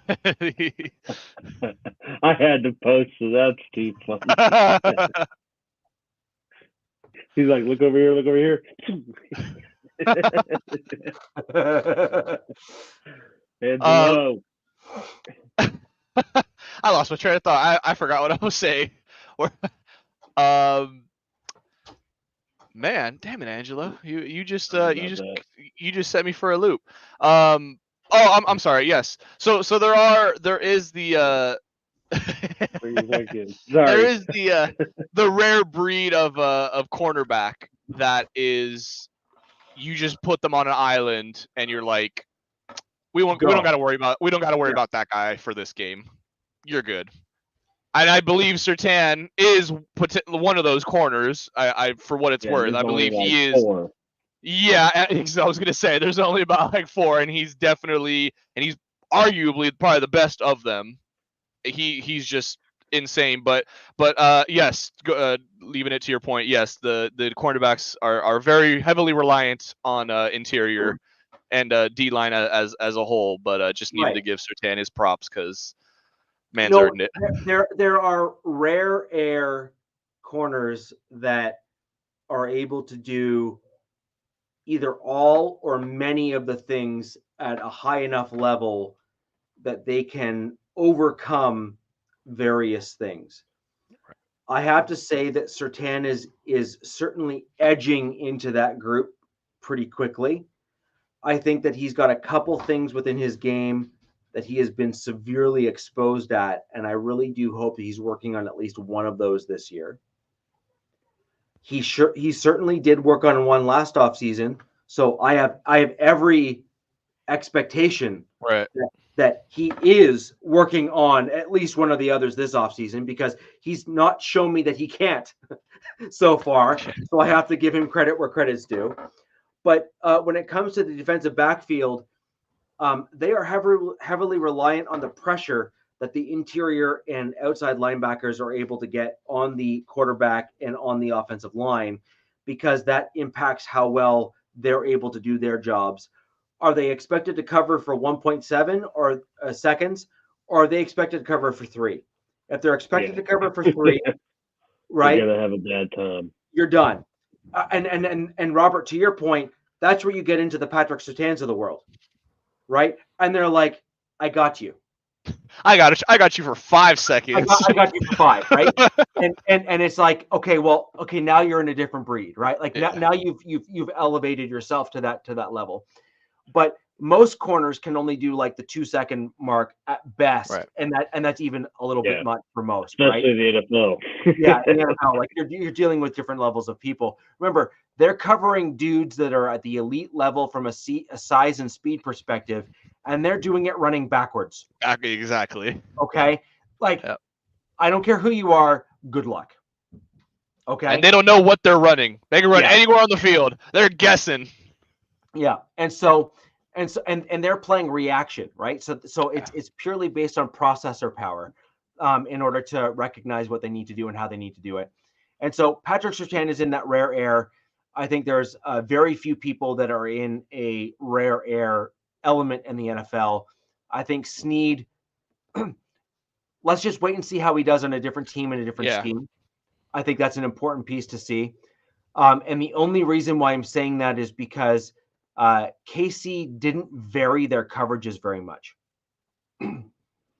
KC really kept with a relatively static style of defense, whereas Denver varied it, especially under our current defensive coordinator, a fair amount, and certainly enough where I feel comfortable in saying that I think Surtain is in a unique group. And Snead, I need to see a little bit more before I can definitively call him in a similar group, right? And so we'll wait and see what happens with him when he moves to a different team and is ultimately forced to potentially play a little bit differently, or at least be the only guy and not be one of the several guys, because let's also not forget, KC also have McDuffie, who is certainly no slouch either. A lot would argue he was the better. Yeah, and he got less credit than Snead did. So it'll be interesting to kind of see where that lands. And so when it comes to defensive backfields, I think that it depends on your scheme. I think it depends on your style, and it depends mostly on your defensive interior front. Denver had a very poor one, which is why we only have one guy that's really being touted, and that's a guy that's well deserving in Pat Surtain. But in my opinion, the focus for the Denver Broncos shouldn't necessarily be on the DBs. It should actually be on the D line, which will then make your current DBs better. And then you can start developing them to be better when they don't necessarily need to cover for 3 and 4 seconds. And I think that's kind of my train of thought on that kind of angle and on that piece. Alex has a different challenge with his team, which is they have had quite good success at the cornerback position in the mid and late rounds even. But they've also got one of the best interior D linemen in all of football, which really the best now, if not the best now, which ultimately kind of goes to prove my point, which is a great interior defensive line. Pressure helps. Exactly. So Alex, I'll throw over to you and go into that stuff. Yeah, no, I think one of my talking points, a little preface with Richie's little segue there, but I mean, in terms of the Chiefs secondary, I mean, they were pretty successful last year. You know, the biggest elephant in the room is the trading of Snead and what they're going to do to counteract that. I mean, you mentioned McDuffie, who played just as good, if not better at times than Snead did, and, you know, was a first-team All-Pro cornerback this last year. And I think them moving Snead is kind of the telltale sign that they are more than confident in McDuffie being, you know, taking over the kind of rover, I follow the number one guy and play coverage that Snead did. So, you know, and you still have Justin Reed. You got Brian Cook. They signed Deion Bush back. So, I mean, essentially the same secondary unit as last year without Snead, which I think, you know, at least is a decently sized question mark for what are they going to do to make up for that lost production.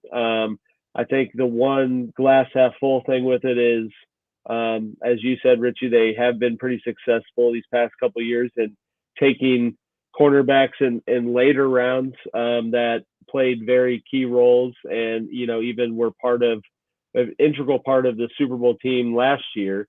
You know, specifically thinking of Joshua Williams and Jalen Watson are two that were for sure fifth or later round picks that, you know, turned into some pretty decent corners, at least in Spag's system. So it'll be interesting to see what they do in terms of how they address that, if they do it earlier in the draft and try to find a kind of 1B to McDuffie and, you know, let them both play on a rookie deal, and so kind of the timing would be right to where you wouldn't have to move one of them, or do they try to just, you know, do it later and find more depth pieces to fill in with these other guys and kind of just have a committee rotation approach to the secondary? Because like you said, I mean, they brought back all the same pass rushers.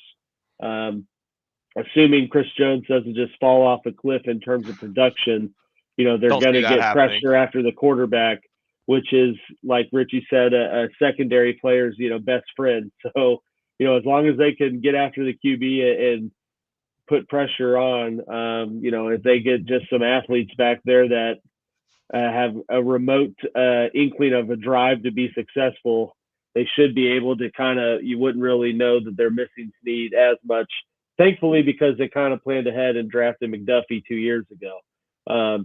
You know, but this kind of also brings us back to the Rice thing, because I think if they weren't in the situation they were in with Rice and potentially having to, you know, find another replacement or receiver earlier, you know, I kind of mentioned it talking about that, but we might have seen them, you know, look for a corner in that pick 32 or second round, or, you know, move up into the second round to get a corner or be aggressive, because I think that it's a pretty decently deep, you know, corner class. And I think that we're going to see one or two guys that have had some first round hype fall.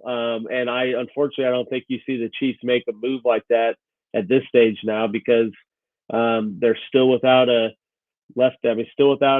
solidified answer at left tackle, and now have this Rice situation that impacts other things. So that's why I think, you know, long run, we'll see him probably do the latter, what I talked about, and taking some depth pieces and just some good, probably smaller school, just athletic specimens, and hope that, you know, they can pan out in the system. But,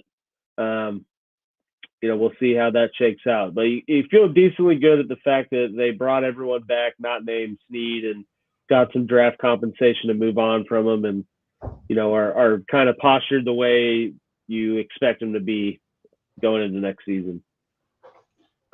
Yeah, no, I agree with that. The Chiefs are in an interesting spot. I will agree with you, though. This Rice situation has magnitude of dominoes. Certainly changed things. It's put multiple plates spinning at once now, whereas you really only had one, maybe two.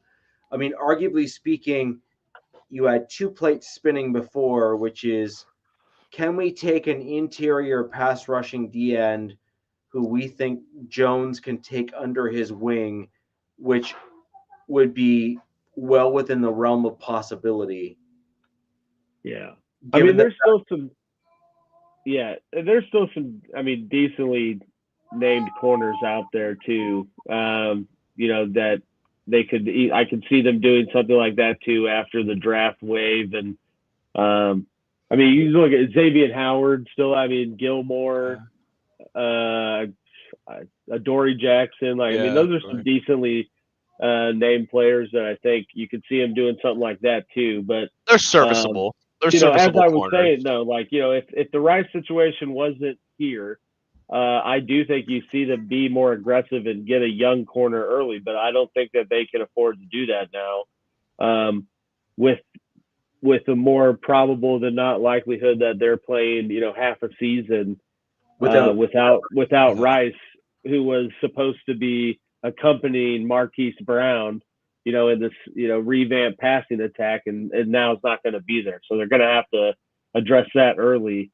And that's why I think we see them take corners later, or, play out the free agency market for some of those guys like I named, and hope one of them can fit into the system. Yeah, I think not the only, but one of your guys' saving grace is obviously, we mentioned it a lot before. This draft is very wide receiver heavy.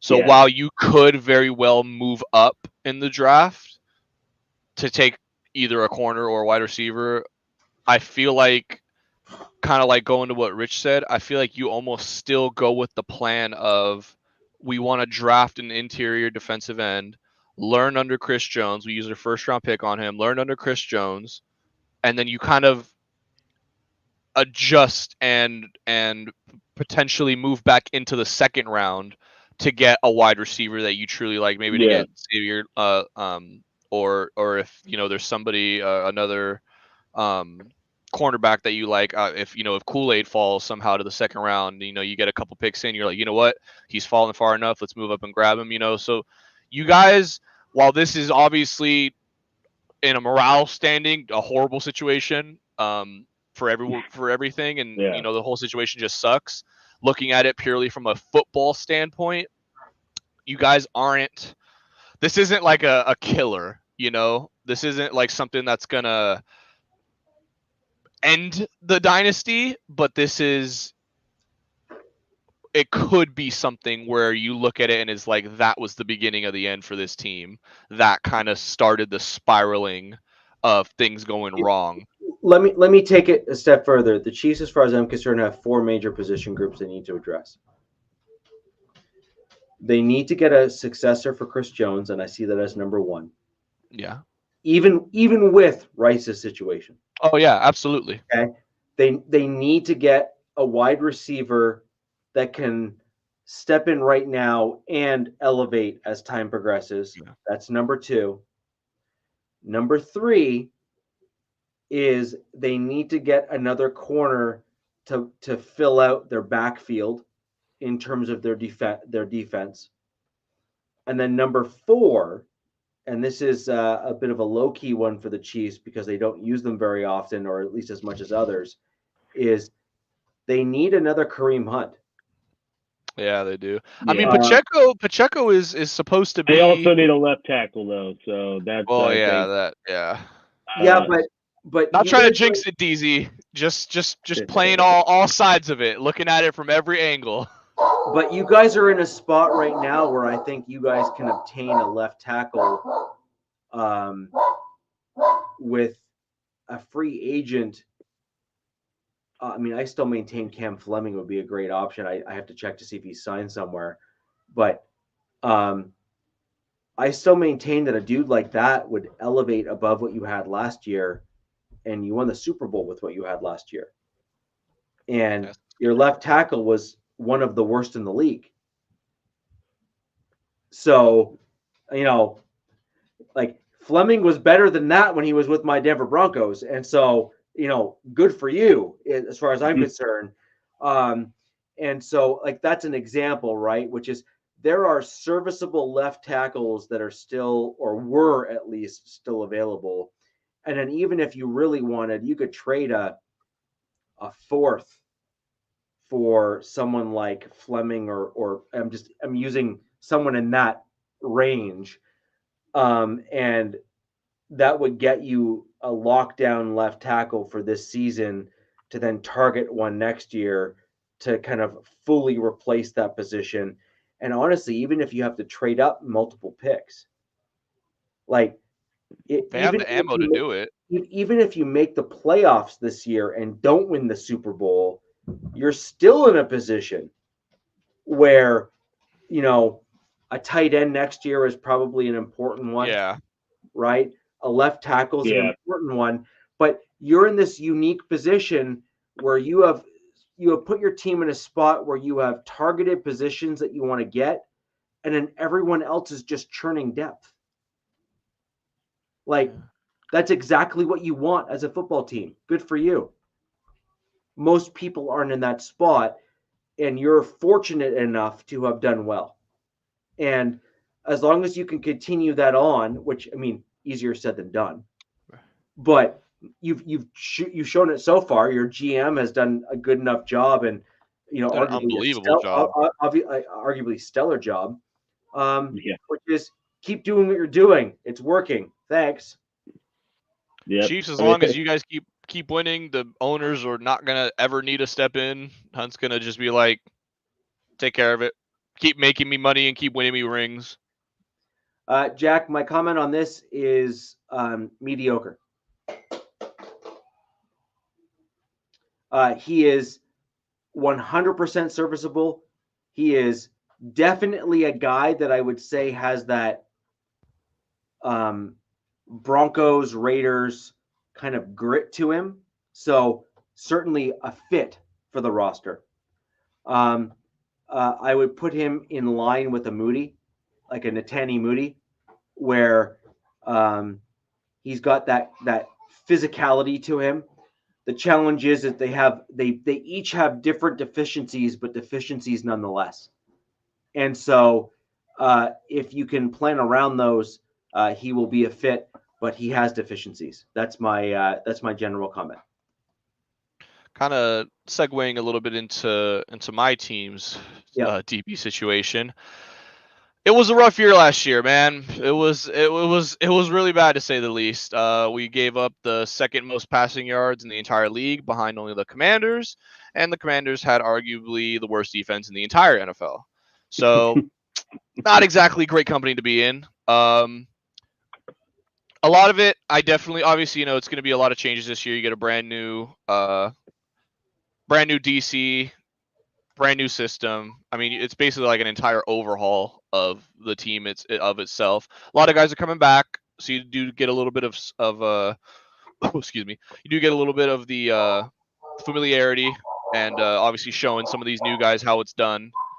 But I also think that the current state of this DB room is really nothing that we've really done has bettered it. I still think we're in the same bad spot we were when the season ended. You signed Christian Fulton. Cool.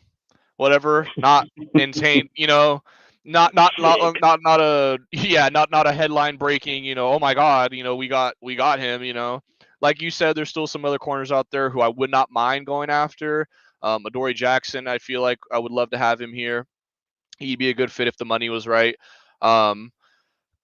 Judging for what's still in the room, cornerbacks wise, you have Asante Samuel Jr. I mean, I feel like he's got a lot of potential. I think, and this goes for a lot of the players on this defense in particular. I think Staley really messed some of these dudes up, man. I really do think that some of these guys are so much better than what last year's tape would tell you. And I think a lot of it was the system was just so horrible. I even feel like at some points in the season, the guys just were not buying into the system anymore. I mean, you have the GM coming in and apologizing to the team for signing JC Jackson, who, funny enough, this cursed ass jersey, had to wear it today.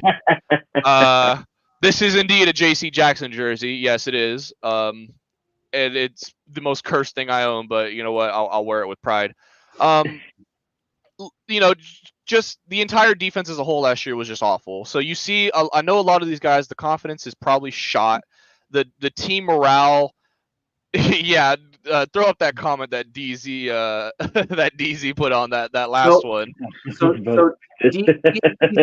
Ed here was willing to was saying what I was about to say. I want to let you finish before bringing it up, but I actually think that what you saw from Staley was he took the complex elements of Fangio and made them more complex, but didn't understand the nuances that Fangio also taught as well as part of his defense. Right. And I think it's the nuances of putting the guys in the right position and having some of those complexities that has made Fangio one of the top defensive minds in the all of the NFL. And so Staley got the complex component, but then kind of missed the rest of the memo. Yeah. Right? He was so worried about all the complex offenses they were going to throw at him that he completely disregarded the simple offenses. The things that kind of win you games. I don't know if many people who watch sport. Everything that you watch in this day and age is some modified, changed version of an original lineup, an original formation. It's just there's one key little switch here or there. Everything.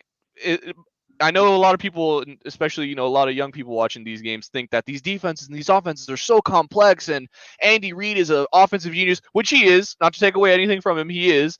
But these these things have been around. It's a copycat league, so you're gonna notice when something starts working, because then it almost very quickly will not work because the entire league is now aware of it, and it's like, what are we gonna do to stop it? This is the main focus. We showed, and I love using this example, we showed everybody last season, not last season, but last season, when we actually made the playoffs, we showed everybody how to beat Miami. We shut that entire offense down. They scored 7 points, and the 7 points were a fumble that the fastest player in NFL history squirted into his hands, and he's like, oh, I guess I'll run with this to the end zone. That was the touchdown we gave up. That high power, that high flying, high octane offense that everybody was so terrified of, we gave them, we showed the league the key to stop it. And what did they do the very next season? Changed everything about it. We're gonna alternate some of these pieces. We're gonna move some of these pieces. And my question is, why? And this was the first week, the first game of the season the Chargers played was against the Dolphins this season. And I'm going into it thinking like, Staley's got the book out. He knows how to beat this team. Go out there, and it was like he saw his success with the year prior against Miami, and he's like, that was almost too good. Let's change it up. Let's completely go away from what worked. And like you said, Rich, overcomplicating it. Not looking at it as just a whole. And this is where I say that, I can't stress this enough, I love the signing of Harbaugh, because I truly believe that Staley just had no feel for the game. I truly feel like Staley he was 100,000% analytics, and I'm going to throw feeling out the window. I'm going to throw instinct. I'm going to throw everything out the window, and I'm just going to go straight by the book. This is what we're running. It's going to work. And you're just never, ever going to win in the league like that. No head coach that is strictly analytical and by the book is going to succeed. You see it all the time. You see some of these head coaches, I'm not going to name names, but some of these dudes get head coaching jobs, and they really don't deserve it. And they are really incredibly underqualified to be a head coach. But you run a little bit here, you have Jalen Ramsey, Aaron Donald, Leonard Floyd, a couple of some other baller defensive pieces. You go and you go win a Super Bowl, all of a sudden people think you're a genius. Yeah.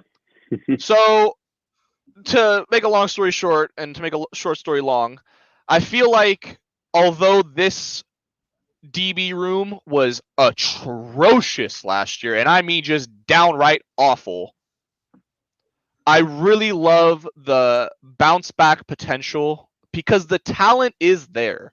These dudes, Derwin. You got to wait on that because you need to have them prove that they can play better than they did. I think they can because Derwin has showed he's can play better than what he did last year. We've seen him be an all-pro.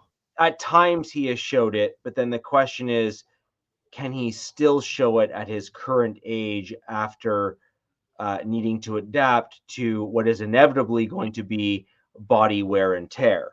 Right.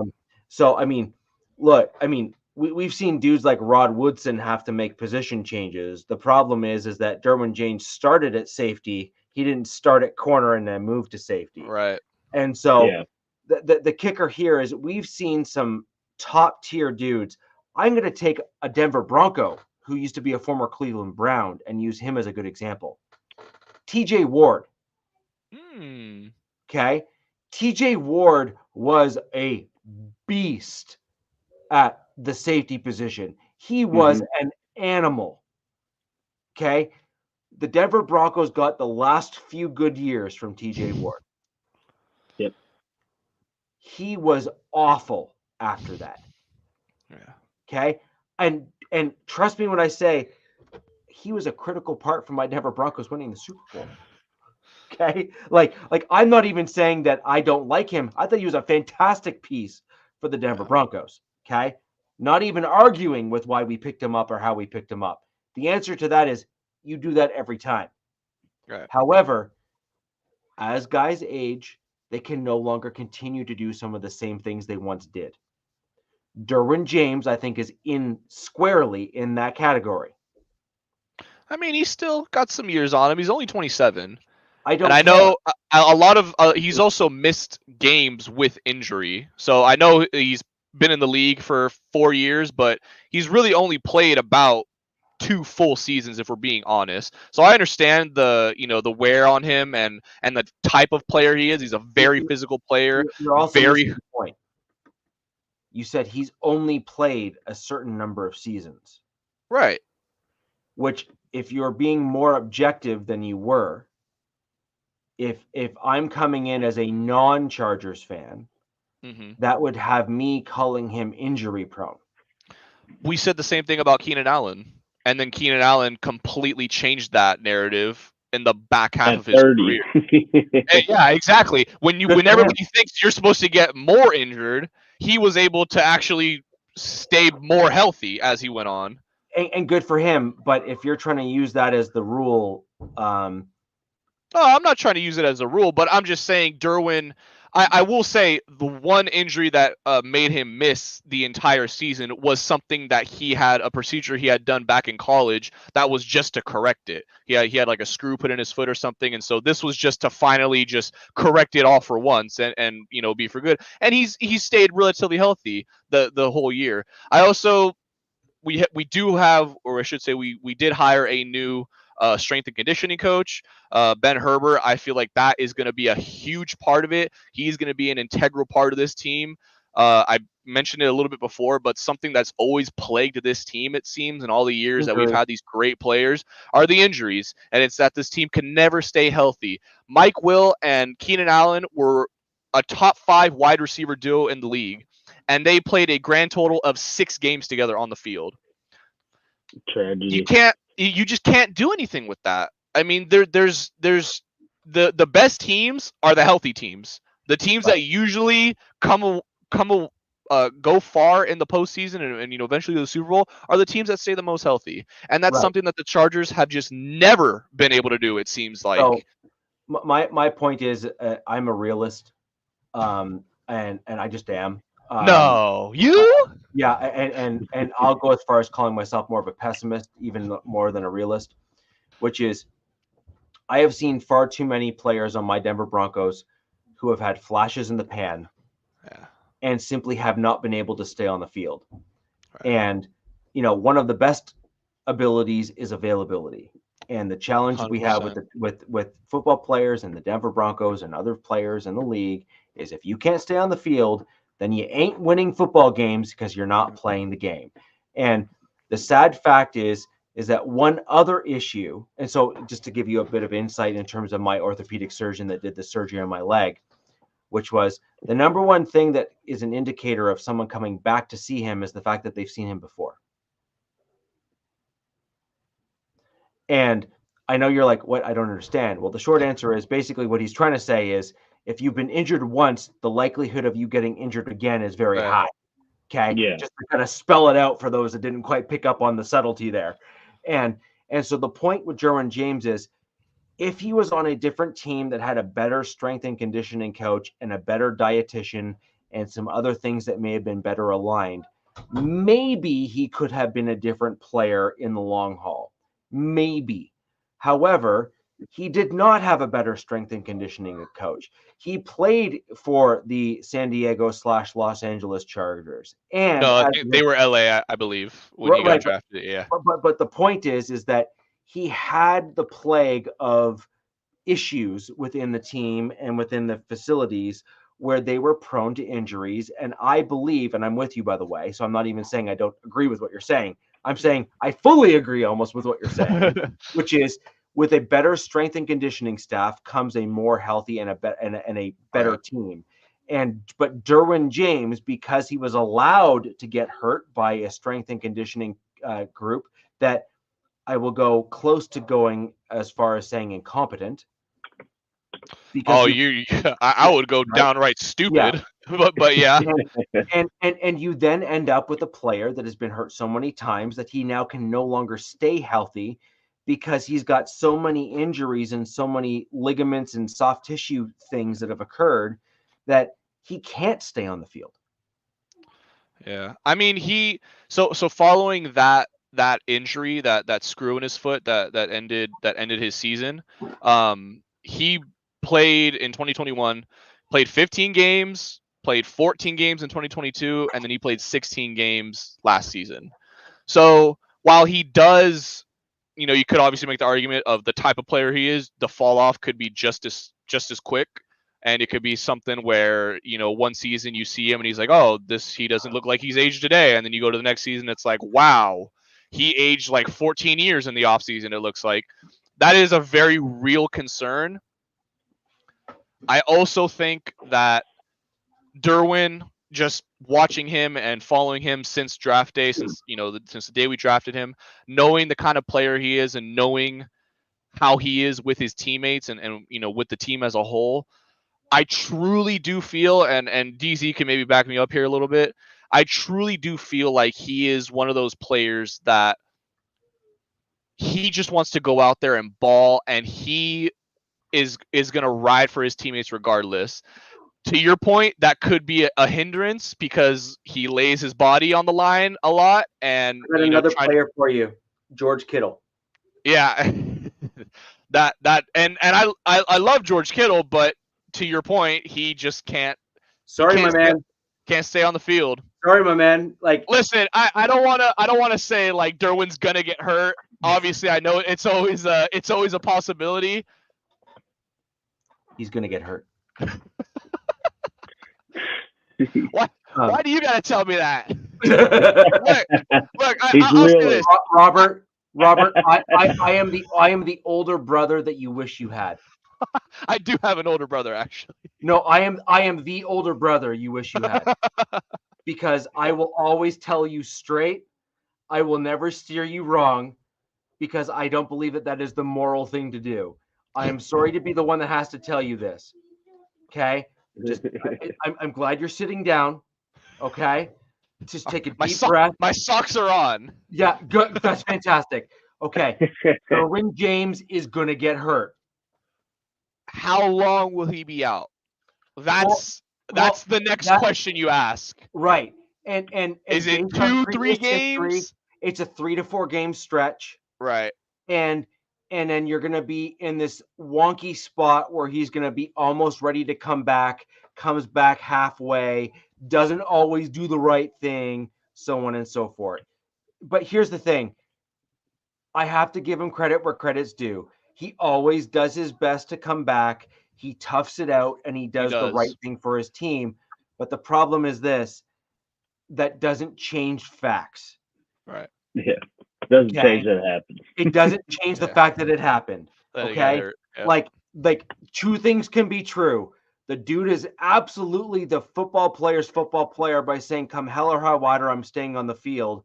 But it also doesn't change the fact that you can't run at full speed when only one of your ankles is working. Okay? I'm sorry.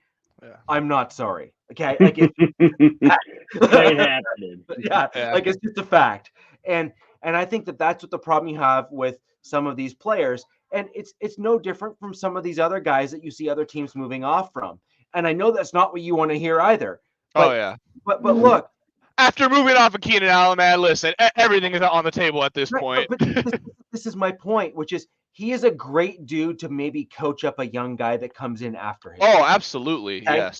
So you basically say, dude, you're going to be a coach's player. You're going to be the guy that's going to. I'm good with that. Yeah, like we're guaranteeing you 2 years. Okay, you're gonna draft a guy this year. You're gonna coach this dude up, and then we're moving on after you for 2 years. But we guarantee you a roster spot. Are you cool with that? Thanks. Bye. Sit down, shut up, and let's play. Yep. Okay. Cool. If I was a Chargers fan, I'd be fine with that.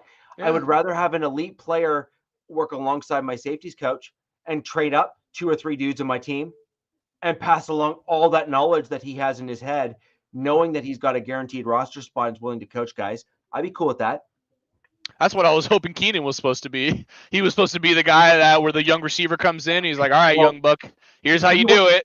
He wanted some money because he knows that he's at the back in his career, right? And he just came off a career year. He came off a career year and took a discount for your team, and your team still tried to have him take money off. That's I should preface it by saying I got nothing against Keenan. He did it what was in the best interest for him. Never going to fault a player for that. So that's going to about conclude the show, guys, though. I think we've covered a lot on the show. Alex, I really appreciate you and I collaborating together on this stuff and you giving your insight from a legal side, U.S. law in particular, because that's where I'm obviously a little weaker on in terms of my personal piece. But because I'm basically a American, I do have some knowledge in terms of the U.S. law a little bit as well. But really do appreciate your direct insight, and also it impacts your team. So you're going to have a vested interest to make sure you have a little bit more knowledge into the situation. Ladies and gentlemen, that's going to conclude the show for the 3 of us here and Captain Jack, who did make a cameo appearance there for a little bit there. Captain, hope you're having fun. Have a drink for me. I appreciate it. But ladies and gentlemen, next week we're going to start getting a little bit deeper into the draft. Your questions, your comments, your everything to do with draft. We want those questions brought for next week. And ladies and gentlemen, where the West Side is the best side, we will see you next week. Peace.